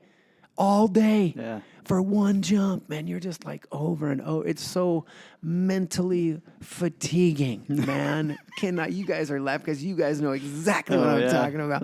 It's about when you have weather for 3 days and you've been dirt diving that jump for 3 days, man. It's just like, and you're like, I'm going to kill this jump, you know? But like, finding what works for you and simplify it. But like, whatever you have to do, you have to have a routine. But for me, the biggest thing is I started off slow, like super slow, man. I don't go fast at all. Super calm, seeing everything in slow motion, like head switches, and then as it gets more familiar, then I'll kind of speed it up. But some point in that airplane, I know it's in my head. I'm like, I got it. It's like a green light goes click, and I'm like, I could just open my eyes. I'm like, I got it, man. And then I just keep managing that loop, because in the back of my head, that loop is in constant. It's in like autoplay, and even if I'm like on the drop zone and people are talking to me, in the back of my head, the loop is kind of going on. Like, I'm like, yeah, man, how's it going? Yeah, man, good seeing you, hanging out. But in the back of it, there's a little bit of music going on in the back of it, and like to be able to understand that and work that. And I think the first time, and if anybody's listening, the first time you actually do that and that happens for you, I think it's going to be an evolutionary process for you. Because you guys, as I'm telling this, both these guys are sitting here nodding, you know, because it's one of those things that when you have it, because it's super important, and if you get distracted, if you get easily distracted, where like, let's say if you see somebody's cutaway handle floating or something on a jump, and you're like, oh my gosh, and then all of a sudden it gets keyed and you're gone. I mean, that could be the end of it, you know, something as small as that, you know.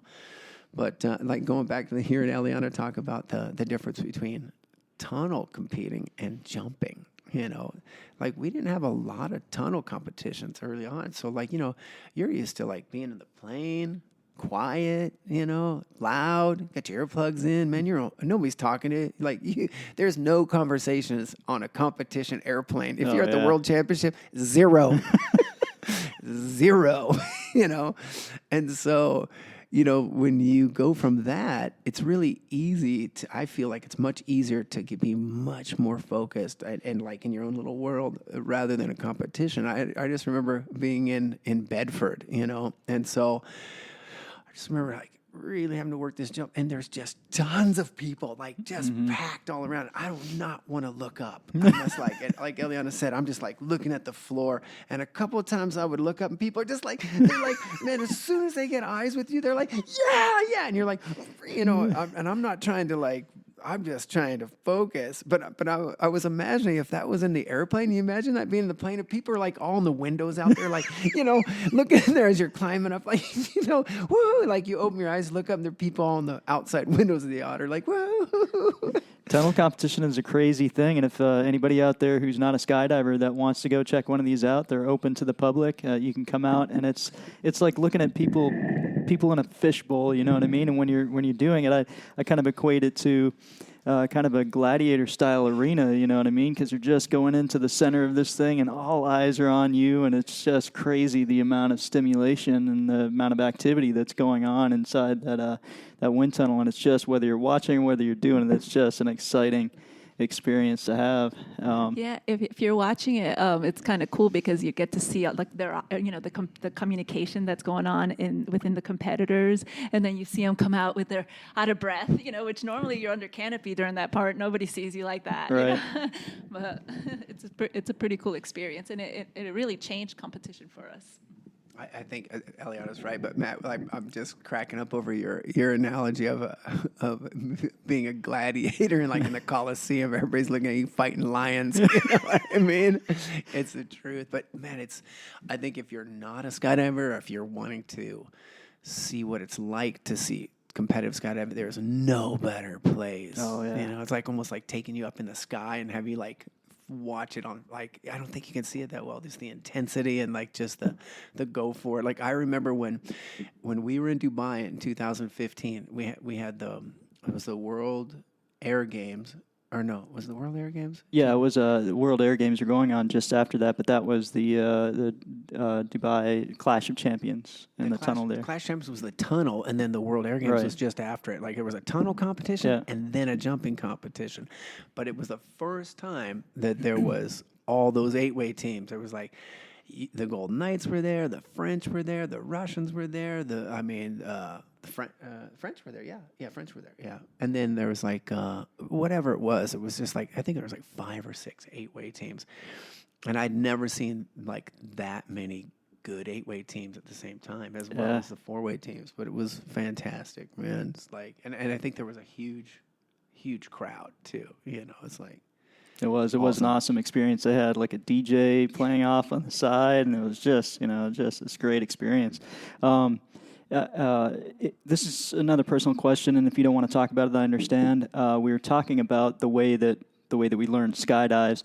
You had something that happened to you that was pretty life-changing, a health issue, and you had to relearn a lot of things. Can you tell us about that experience a little bit? Yeah, I don't mind at all, Matt. So we were training for the 2008 World Championship, and I think the World Championship was in, which month? I think it was like maybe August or September, and so this was, I think it was May or early June of 2008, so I was 42 years old, and man, that day we went and ran 4 miles. Remember this? Did 12 jumps, and Eliana and I were coming back to do laundry back at my house. And I remember was doing some laundry. Eliana was like watching some television, like kicked back on the couch, and I was sitting in like a little easy chair next to her. And so I went and we were having our first glass of wine, not 29. So had 1 glass of wine. And so, and just to like give you a little, I had never had a headache, you guys, in case anybody doesn't know this. I never ever had a headache. I had like maybe a brain freeze, but like never had a headache. And I tell people that, they're like, you got some kind of weird gene, but I don't remember anybody in my family having headaches, Wow. And so anyway, my teammate, Andy Delk, he had a lot of migraines. And so he was just like, it was debilitating. So anyway, I asked Eliana if she wanted to get another glass of wine. She's like, yeah. So I got up to go get some more wine. And as I stood up, I was just like, wow, man, my head is hurting. I was like, wow, this might be a migraine. So I was like, so anyway, I'm like getting some more wine, gonna pour it in the glass. And so anyway, I was sitting there, I had to put the wine down. I was like, whoa, this is super painful. And so I'm like, ooh, you know what? I'm gonna go sit back in that chair and maybe lay down a little bit, maybe get a little sleep going on, just lay down, get a little snooze. And so I brought the wine back, I put it on the table, and I laid back in the chair and kind of put my head on the arm of it and just tried to close my eyes. And then next thing I know, Eliana's like waking me up. And so apparently she looked over at me because there was like, in the wine glass, there was like milk or Coke or something like that, not wine. Wow. Maybe milk, something. And she was like, is up with that? And so she looked at me and my face was drooping. And so I had a full stroke. I mean, this is like not like, sometimes people are like, oh, you must have had like a mini stroke. I was like, there's no such thing. It was a full stroke. Wow. And so anyway, I stood up, started talking to her, and I couldn't understand why she's not listening to me. I'm like, and she's like, she's got the phone. She's gonna call 911. I was like, what is wrong with you? I'm looking at her in the eyes. I'm like, I'm fine. And she's just getting more freaked out. She's just, oh gosh, And so I'm like, why aren't you listening to me? I was like, I don't know. Well, apparently my whole face was all numb, and so what it sounded was like, like she couldn't understand anything. But I thought I didn't know that, man. She couldn't I thought she's just not listening to me, which was probably the first time ever. Like, just like always so switched on. So I'm like, I'm going to go in my room and lay down. I was like, I don't know why she's not listening to me. So anyway, I laid down on the bed, and next thing I know, 2 paramedics are lifting me up out of the bed, and as they lifted me up, my arm fell onto my leg, and it was totally dead. I was like picking it up, and I was like, it wasn't coming alive, and so I managed to clear. Like, I stood up, and that goes into a whole nother story. And if somebody is really interested in that, I could share that, because I could sit here and tell this story. 10,000 stories all day. But anyway, I felt this stroke clear. Okay, and so basically, what happened was I have always had like head rushes, like since I was a little kid. You know, I'd stand up, like walk to the refrigerator, and have a head rush. I'd have to hold on to something, and so I kind of learned about this. What fighter pilots do, they do like they tighten your stomach muscles, and they try to force blood up into your head. And so anytime I ever had a head rush, I would just, because a lot of times, like, I would be in a movie theater and I'd get a head rush, and like, imagine like seeing somebody just fall on the aisle of the movie theater, man. It's like, so embarrassing. Even a party, like, I'd get up really quick and I'd get a head rush. I'd get down, like, put my hands on my knees, and like really quietly, my face would go really red, like, and then, you know what? It forces the air into your brain, or forces the blood into your brain, and it kind of clears the head rush. And so when these paramedics woke me up and I saw my arm, that's when I thought, oh, that is not good, man. And so I stood up and was trying to clear the stroke, and they were like, "Get it, no. And all of a sudden I was talking, and everything, all the symptoms were good. And like, Eliana actually saw that whole thing happen. And, then, they were asking me questions like what my address was, President of the United States. I had no clue. So, yeah, and they flew me to a stroke trauma unit in Phoenix, and they was there for a week while they were trying to figure out what was going on. And so they came to determine that I have missing a protein C in my blood, which makes my blood super thick. And then I have what is called a PFO in my heart, which is a little teeny tiny hole, which I think they said like 40% of everybody has one. And so the combination, it let a blood clot go and went up to my brain. And so even to this day, there's still like a part of my brain that has like a big white spot on it that doesn't have it's nuts, basically dead, Wow. And so, but anyway, to make a long story longer, had to go to the World Championship in September. And so this is crazy because I was in the hospital and took a bunch of tests, and I was not aware that I was that messed up. Like, Eliana stayed there in that room for 5 days, and like they would come in and administer these tests, and I was just having a lot of difficulty. I'd look at Eliana, and like, to give an example, they would say, "Name as many vegetables as you can in 1 minute." I would be like, broccoli. And that's it. Wow. So that's it. Then I would say, "Oh, I'm kind of tired. Can we do this test tomorrow?" They'd come back the next day. So super happy ladies. Like, really nice. And these 2 ladies were the ladies that helped Todd Hawkins, my Airspeed teammate, that had a traumatic brain injury. And so they're like, "We're going to do another test today." And then they're like, "Okay, can you name as many animals in the next minute?" And I was like, I had like 1. And then I was, "Oh, I'm tired." I was like, "Yeah, can we do this again tomorrow?" And so then then the third day, they were like reading a paragraph, and they would like, "Okay, so Matt and Eliana were at the table.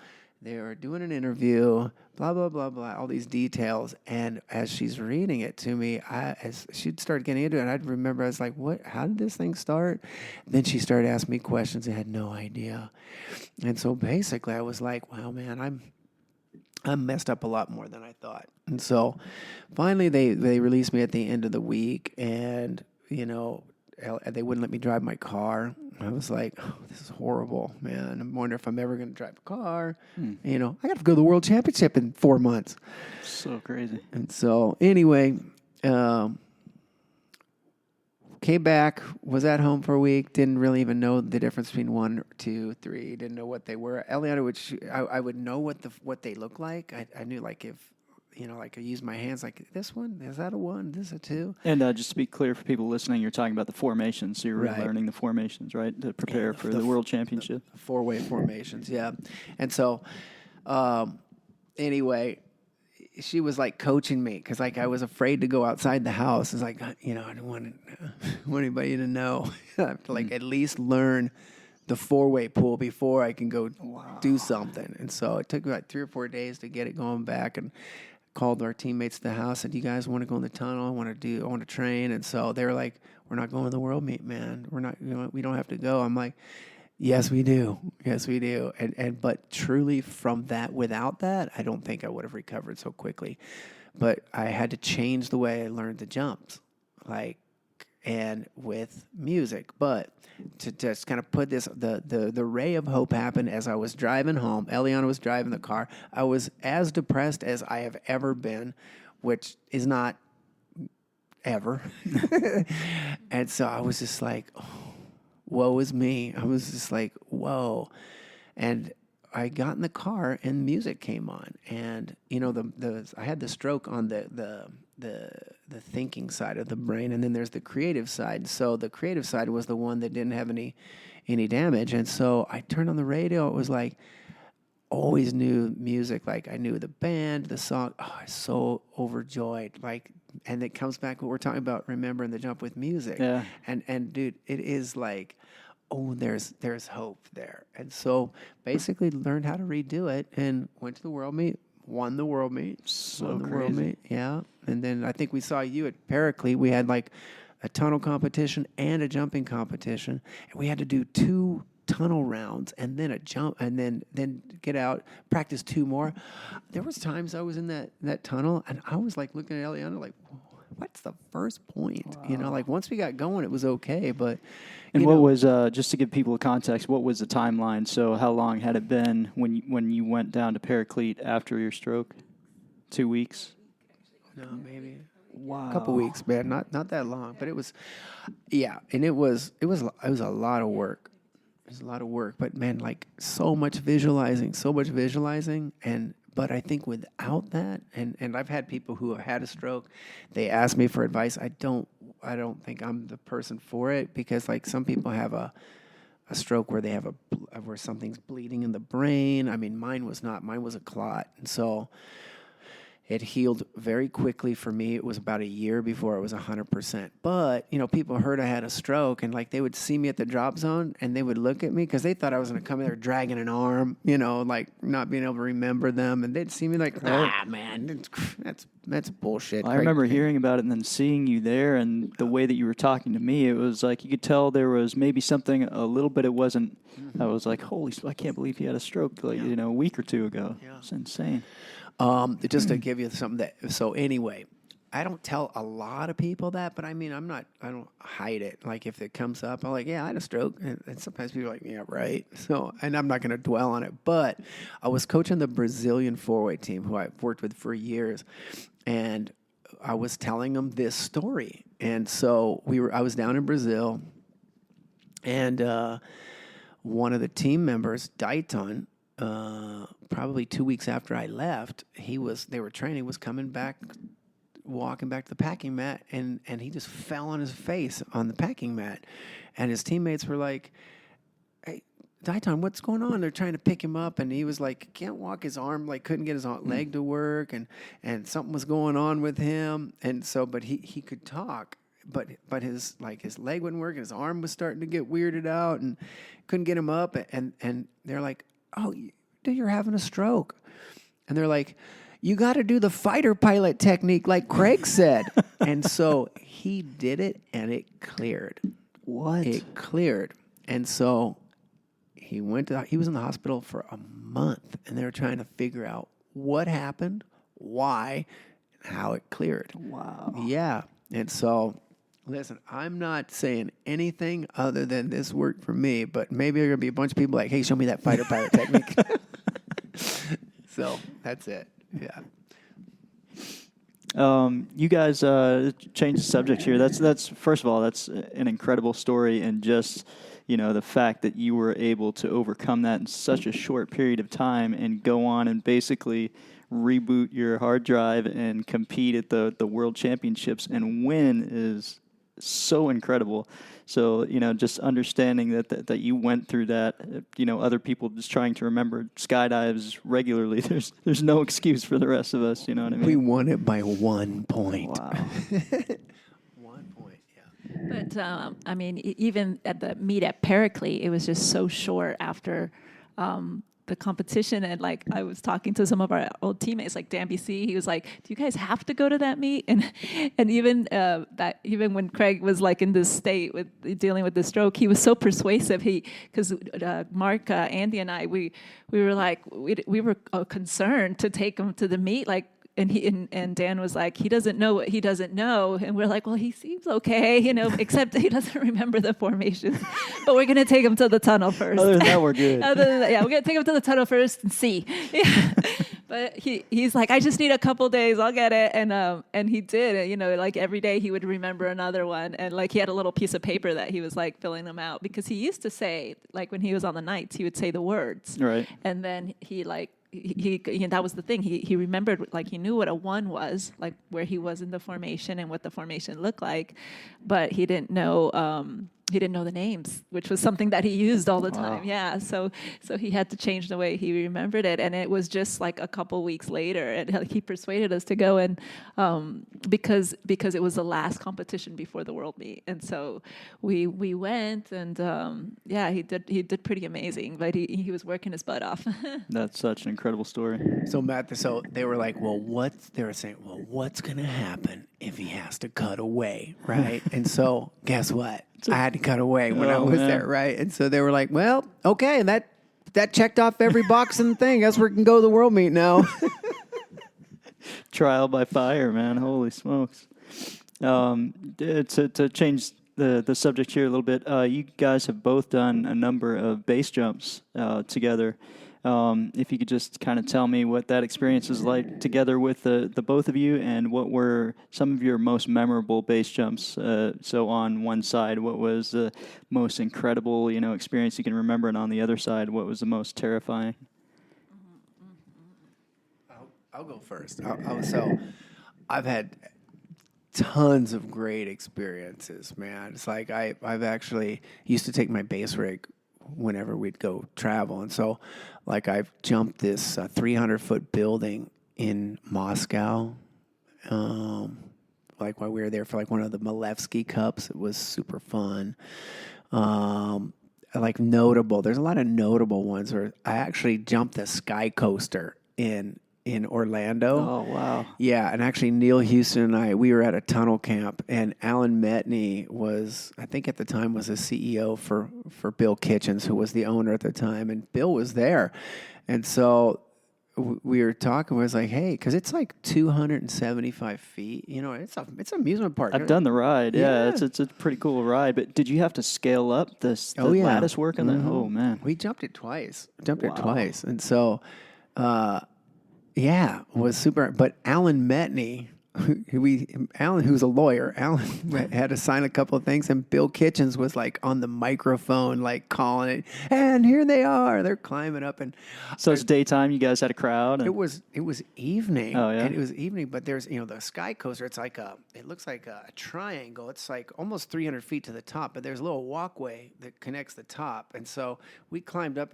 There's nothing. You're exposed. It's climbing up a ladder on the outside, get up on that walkway, and it's not super high. And so we had to free fall between these two little cables, So one of the things I remember, because I still have it on video, and every time I watch it, I remember, because there's audio of there's people in boats in the lake just watching us free fall. Everybody's all, they're building up the crowd. And when we go, there was I remember this shrill piercing scream, like, ah! Like some girl when we laughed, like, I wish I could scream that loud. It was so loud. But I had lots of great times. But one of the ones that was taught me the most, and it shouldn't, but I was base jumping with Rook Nelson and Cathy Bouette. She's a French free flyer world champion from Babylon. Big shout out to Rook. Big shout out to Cathy.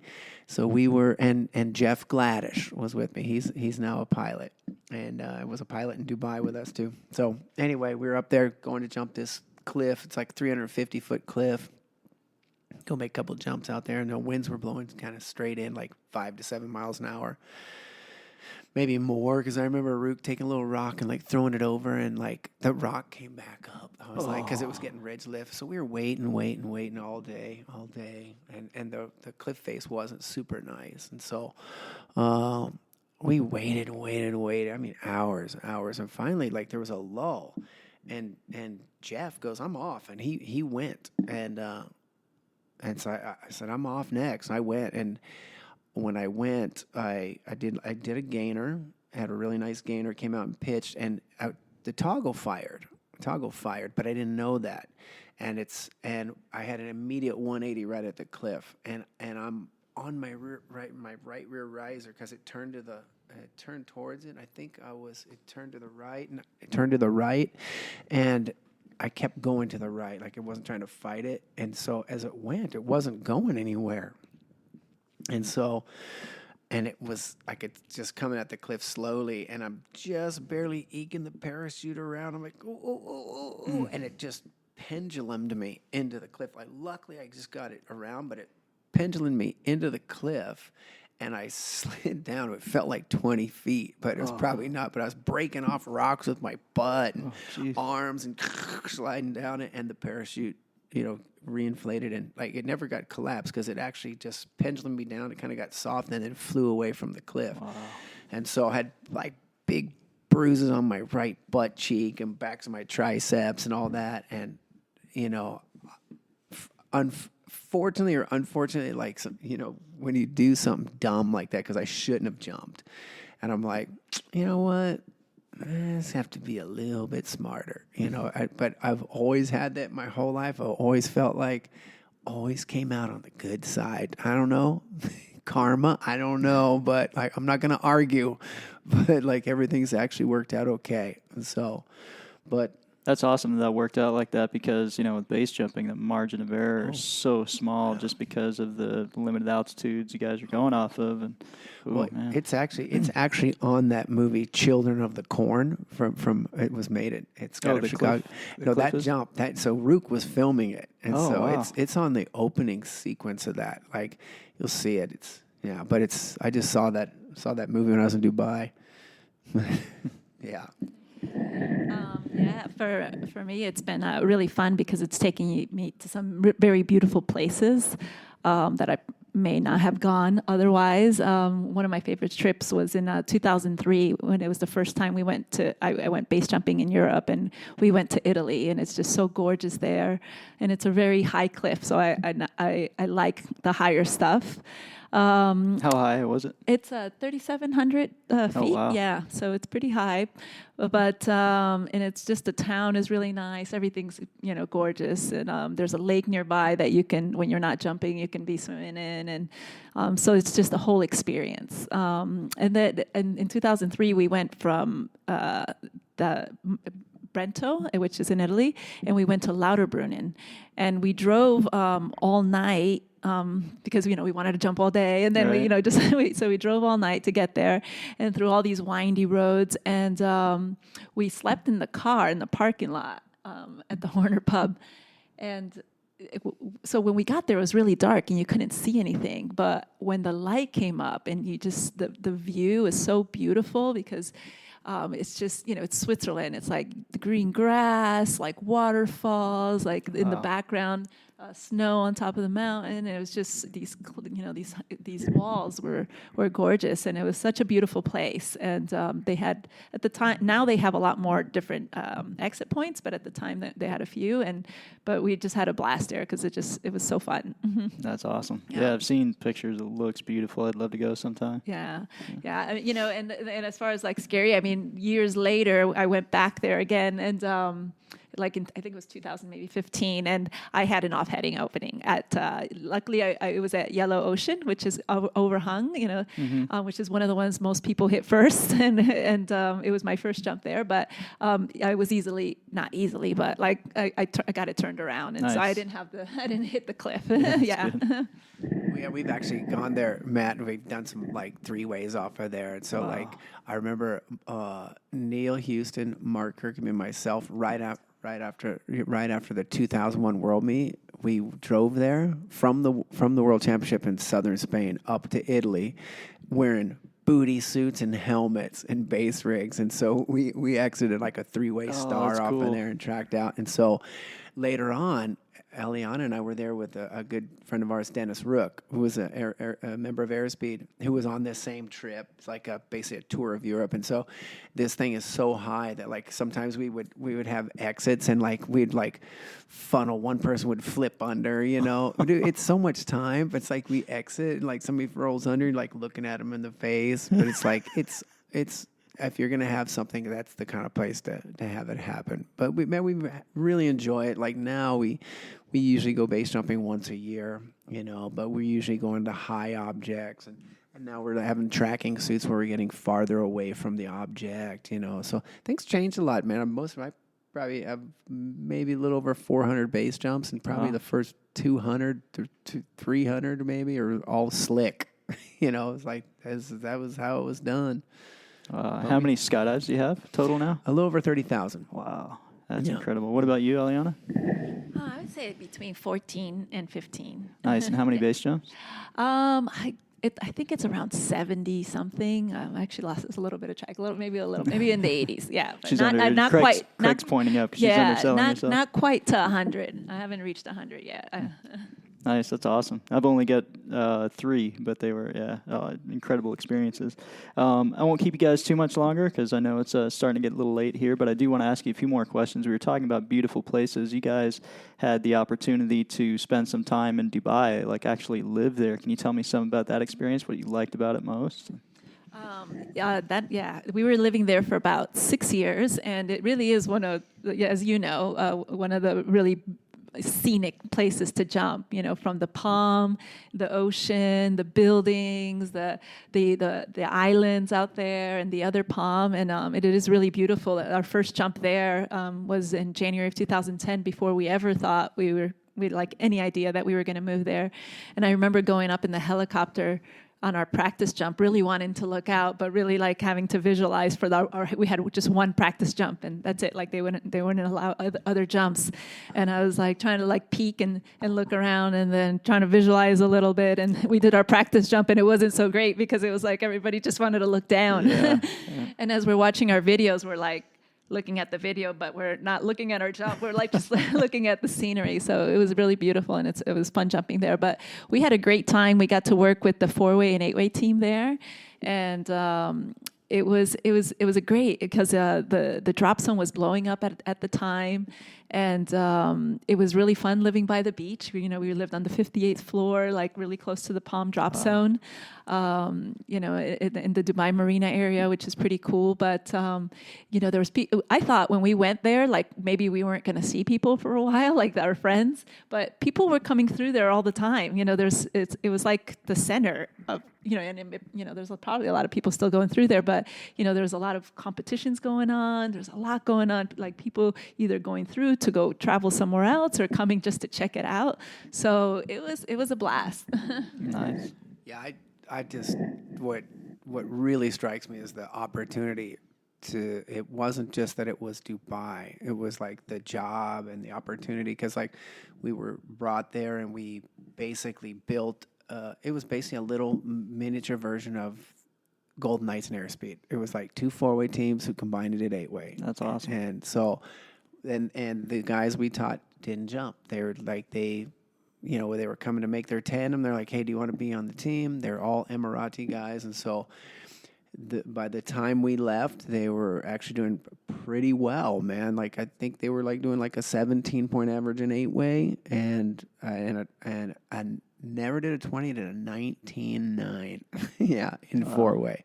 And so I think it was probably about 15 or 16 different team members through there the whole time. But we really loved it because we had bosses we checked in, but nobody ever, like, it was basically like being on Airspeed or the Golden Knights. So, like, if you're on the Golden Knights, it's like you don't have to be reporting to the commander every day. Like, you go out, you train, and, as long as people see that you're working hard, like, nobody ever questions that. And so we loved it. But Dubai had so many amazing opportunities. It was like unbelievable. There was always something cool going on. And because we work with the Crown Prince of Dubai, like, I always felt it was super special. And I know when Matt when we were talking the other day about like the World Championship in 2012, and I mean this. It's like this kind of says everything about Dubai because it's basically the same. So, like, that World Championship, if you went to that World Championship in 2012, there will never be another one like that. They hired Katy Perry and Usher to play the closing ceremonies of such an the awesome World concert. Championship. And then 2 days later, they brought in Chris Brown, and they extended your flights and hotels for 2 more days. Yeah, for whoever wanted to stay, right? Yes, to go see Chris Brown. But, like, during that competition, man, they had aerobatic, like, in between jumps, they'd have a jet team going. Like, they'd have breaks, jet teams, they'd have guys on motorcycles doing tricks. There was something going on all the time. It was an amazing. incredible world meet. Yeah, I remember they had some guy in the water with that jet ski thing, and like the powered, the hydraulic. Yeah, it was amazing, man. And so we loved it. We loved our entire time there. We loved it going in, loved it going out. Unfortunately, it was unsustainable at that level. It was a lot of athletes, being taken for doing the time of their life, even though now it's still going strong. It's like they're probably doing 150 tandems a day, like. And it's more of a tandem operation now. It's not as much of a team-oriented drop zone. No teams, just 100% tandems. And it was also Dubai. It's very international. It was very international on the drop zone. Like, there are people from all over the world working there. So you like working side by side with the Romanians and the Spanish. And, oh, that's cool. Like the British, or so and obviously the Emiratis. But there was people from everywhere, and then whether it was at the drop zone or outside the drop zone. So you got to meet people from all over the world and eat food from all over the world, and so that was a really cool, nice experience. That's really cool. Yeah, I had such a great time there, and everything's so opulent, over the top. You know what I mean? You get some of the best food in the world. When you're walking around to the different restaurants. Yeah, it's just such an incredible experience. Landing out on the Palm and then coming back in a jet boat. That was so awesome. But listen, man, that is my favorite. People ask me, where's the most beautiful place you've ever jumped? That, for me. Like, jumping over that Palm. When you're doing a competition jump and you turn to track and there's nothing, you're just tracking out to ocean. You know exactly what I'm talking about. You're like, whoa. You're like, okay, there's this little thin strand of sand out there. That's the Palm Jumeirah. Like, we're way out there. Yeah, we were landing on the outer ring up by kind of where Atlantis is, just kind of off to the other side of it. So awesome. Yeah. And then you can get in a jet boat. I mean, super fast jet boat, and they gun you back like in 5 minutes. Bring you back by a boat. It was a one-time experience. I don't know, man. I don't know if it's going to happen again. Yeah, but if so it is, cool. I want to be part of it. Yeah, and that's what, the cover for a Champion's Journey podcast, that was, I don't know if anybody's thinking that wasn't, but that's a real jump. We were jumping over that Palm, and oh yeah, I can just remember those boat rides back, just constantly thinking, is this for real? Yeah. It's actually happening. Now, so you're talking about, working with different people from around the world. Craig, you're the coach for the Russian team now, right? Tell us a little bit about that experience. Yeah, so we were here doing the 200, I think it was 215 way, something around that number, sequential record in Eloy, Arizona. I think it was at the end of 2017. And so I met with Andre Barabash, who's the sponsor and team captain of the 8-way team. And he asked me if I would like to coach them for the next 3 years.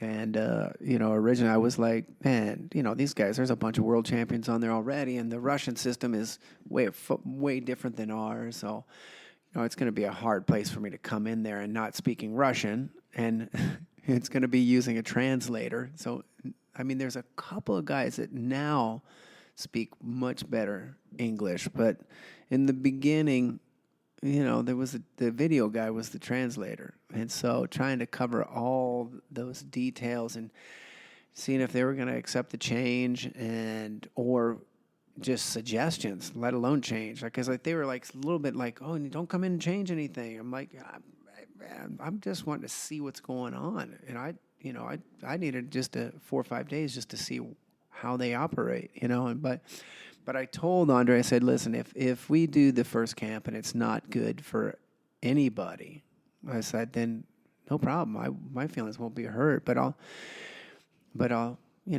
let's do our best. But for a long time, it was a quandary for me because I was like, I'm an American. I was in the U.S. Army, but we've always been great friends with the Russian 8-way team, whether they were military or not, so they've just been great sportsmen, great competitors. They're just super awesome guys. And one of the things is I've always found that sports supersedes politics, man. And so I'm like, I need to really ask myself, is this something that I'm going to be able to do and give it 100%? Because basically I'm trying to work with them so they beat my ex-team, Golden Knights or Arizona Airspeed or whatever, And so, I've never ever had a problem coaching anybody else. I've coached a lot of other countries, and so it was the same formula for me. It's like I'm going to try to, if I give them everything I have and they beat us, well then it's fair. Yeah. Like you can't just hide something and hope that you're going to win because they don't have enough information. So. Anyway, it was very successful. It's been really good, and they've really opened their arms, and I feel like a brotherhood with them. It's really good, and these guys are not young guys. I mean, these guys are the youngest guys, like 45, and the sponsor, and there's actually a guy on the team. Like I just turned 54 in July, and there's a guy on the team. He's 55, and he was at the 91 World Championship with me when I was on the Golden Knights, and he was on the 8-way team. But all of these guys have been competing forever, and so I'm going to be working with them until the World Championship next year in 2020. And so generally we get together every 2 months, and then and do some training, whether it's in Dubai or Russia or wherever it's at. So in the summertime, it's in Siberia and Tanai, where the 2020 World Championships is. And then otherwise, we're going to Dubai. And November, December, January, February, March, like that. So, yeah, but it's been a really rewarding experience. And was hoping that they would have a place a little bit higher against Golden Knights from last year. But again, round one, man, it goes back to round one. If you don't have a great round one, and actually the same thing happened, I think, with Airspeed had the same thing. They had a really tough opening round or round 1 or 2 at the World Championship and spent the entire time, trying to fight your way back. So I'm going to leave that with that little tidbit, man. Have a great round one.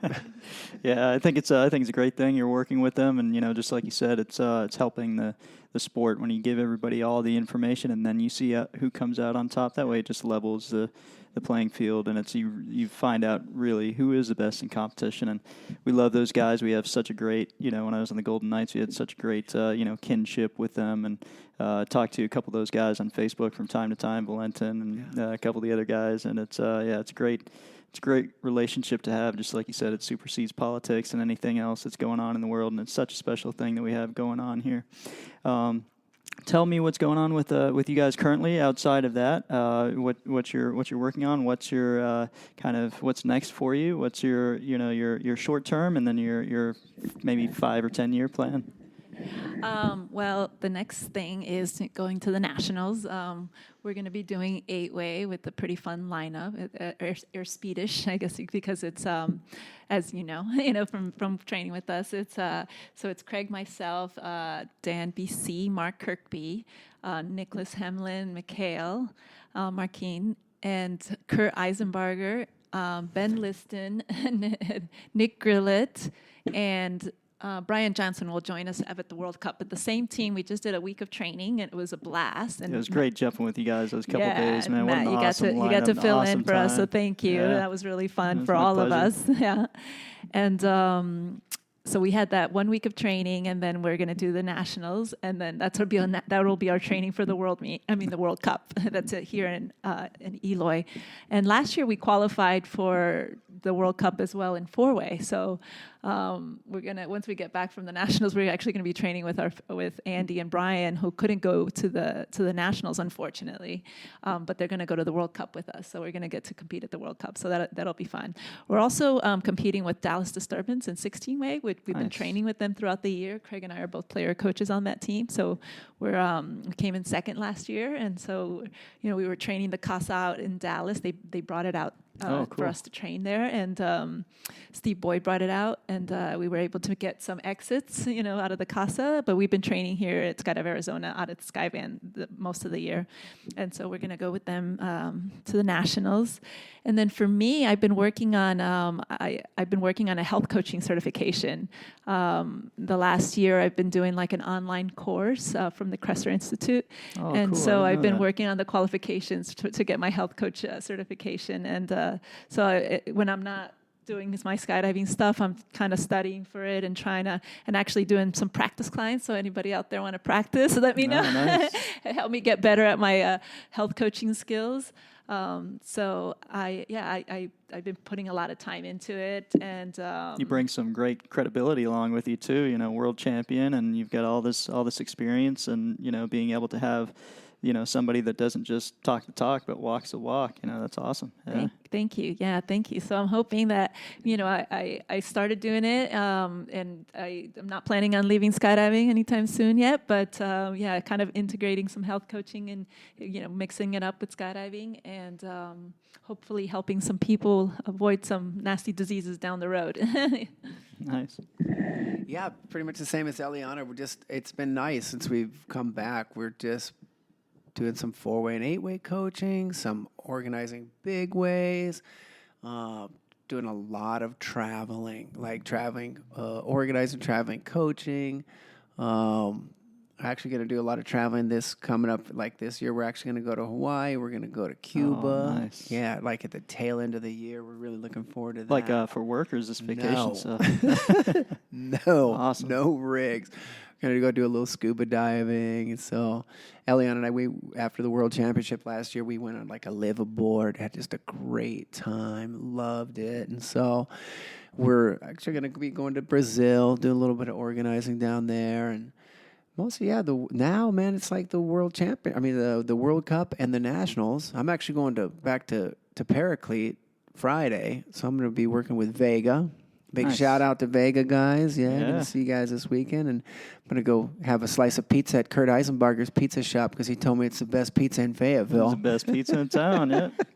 So I'm going to go connect up with Scott Rhodes too. And Joe Trinko, got a couple calls. So kind of go back to my old stomping grounds, catch up with some people. But we've been doing a lot of like military contracts too, which has been really, really nice. Like having a variety of stuff. So it's not just tunnel coaching or 4-way or 8-way. It's been really, really refreshing. And so, but looking forward to more of that, Matt. Like occasionally people offer me to be a manager or drop zone manager. I'm like, that's a little bit more in the future for me because I feel like 54 years old and I want to take care of my health where I can still jump as long as I can.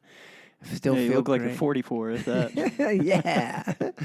And so, but man, it's the truth, man. So it's like, I love it. And I see that there's more time behind me than there is ahead, and so I really want to. This is why I called Kurt Eisenbarger. I saw him at the PIA symposium. I was like, hey, you want to go do 8-way with us? And he was like, oh, I don't know, man, I just retired. I don't know. I was like, come on, man, do you know what's going on? This is like the 25th anniversary of Airspeed, man. You could be on Airspeed with me. It's like, and the same thing when we trained, like me and you were peace partners last week. And I was like, dude, it was awesome, dude. Those opportunities are what I'm living for right now. And so, it was so great for me, just to interrupt a little bit, because I can remember watching you before I made the 8-way team. I think I just made the Golden Knights, and it was at the Bragg Wind Tunnel. You remember the windows out there?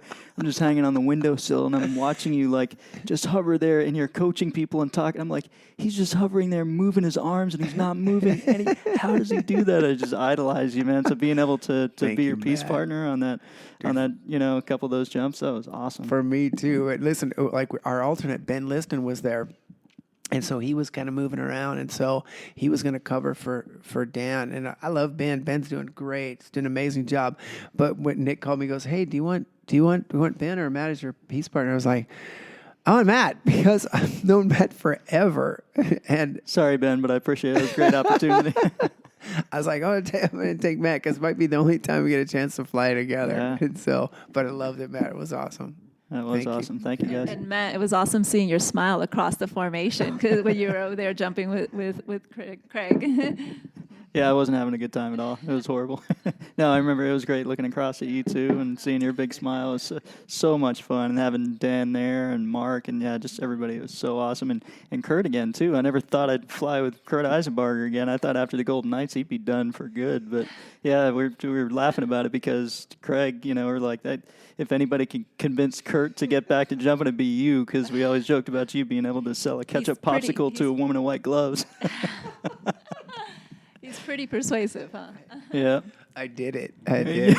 And man, what a gift. It's been so awesome actually having you guys here, because after we were training, we were coming back here and having dinner every night. It was awesome, man. That's so great. A lot of times, like, it comes back to the jumps are amazing, but actually that time, it's like when you realize how precious those times are, because it doesn't happen very often, man. So the same thing with you, man, training with Airspeed. Like, been here for a month, man. It's been an awesome opportunity. Been awesome getting to see you more often, Yeah, That's totally awesome, cool. It's been for me. I thought my competition career was kind of coming to a close before, as I was getting ready to retire from the Army. I was like, kind of bummed. And then I got that, text from Nicholas Hemlin out of the blue to come jump with Airspeed. I'm like, wait, what? Yeah, it was awesome. So great to be out here. So, yeah, I really appreciate you guys having me over for all the dinners. And thank you for taking the time to do this podcast. And before I ask the final question, where can people find you online to contact you for coaching or whether it's nutrition coaching for you, Eliana? For me, it's ElianaRodriguezCoaching.com. You can find me on Facebook or just my email it's all lowercase, Craig Girard at me.com, me.com. Awesome. And for the final question, what advice would you guys give to others wanting to embark on a champion's journey of their own? Anything you want to do, whether it's skydiving or bicycle riding or anything, go where people are doing it and hang out and spend as much time as you can finding out about it, listening, hear the vocabulary, find out how the people are, anything. I don't care what it is, man. Go where they're doing it and ask questions and be the guy like, hey, I want to know more. I want to do this, whatever this is, and you'll find similar people. For me, it started off like from a curiosity or like just something that seemed fun. And so I would say if it's like if you're competing and it seems really fun or you're curious about more, just keep following like that thread, and it just keeps leading you to the next thing. And I like the way it's worked out for me. Like I couldn't have like visualized or imagined it like at that time that it would work out this way. And so I would just say, like, just take the next thing that looks better and just keep going. Take the next opportunity. Take the next, and also, of course, being, as prepared as you can be at that point, will open more doors up for you, so that, you're ready for those opportunities when they come. So, keep training, if you're for skydiving, like, get in the tunnel, get some coaching, get on teams, just keep going, and then those opportunities will start presenting themselves. That's so awesome. Awesome advice, you guys. I really appreciate it. This has been so special for me to be able to sit down with you guys. Thank you so much. Our pleasure, Matt. Yeah, thank you, Matt. We're honored you have us. Take care.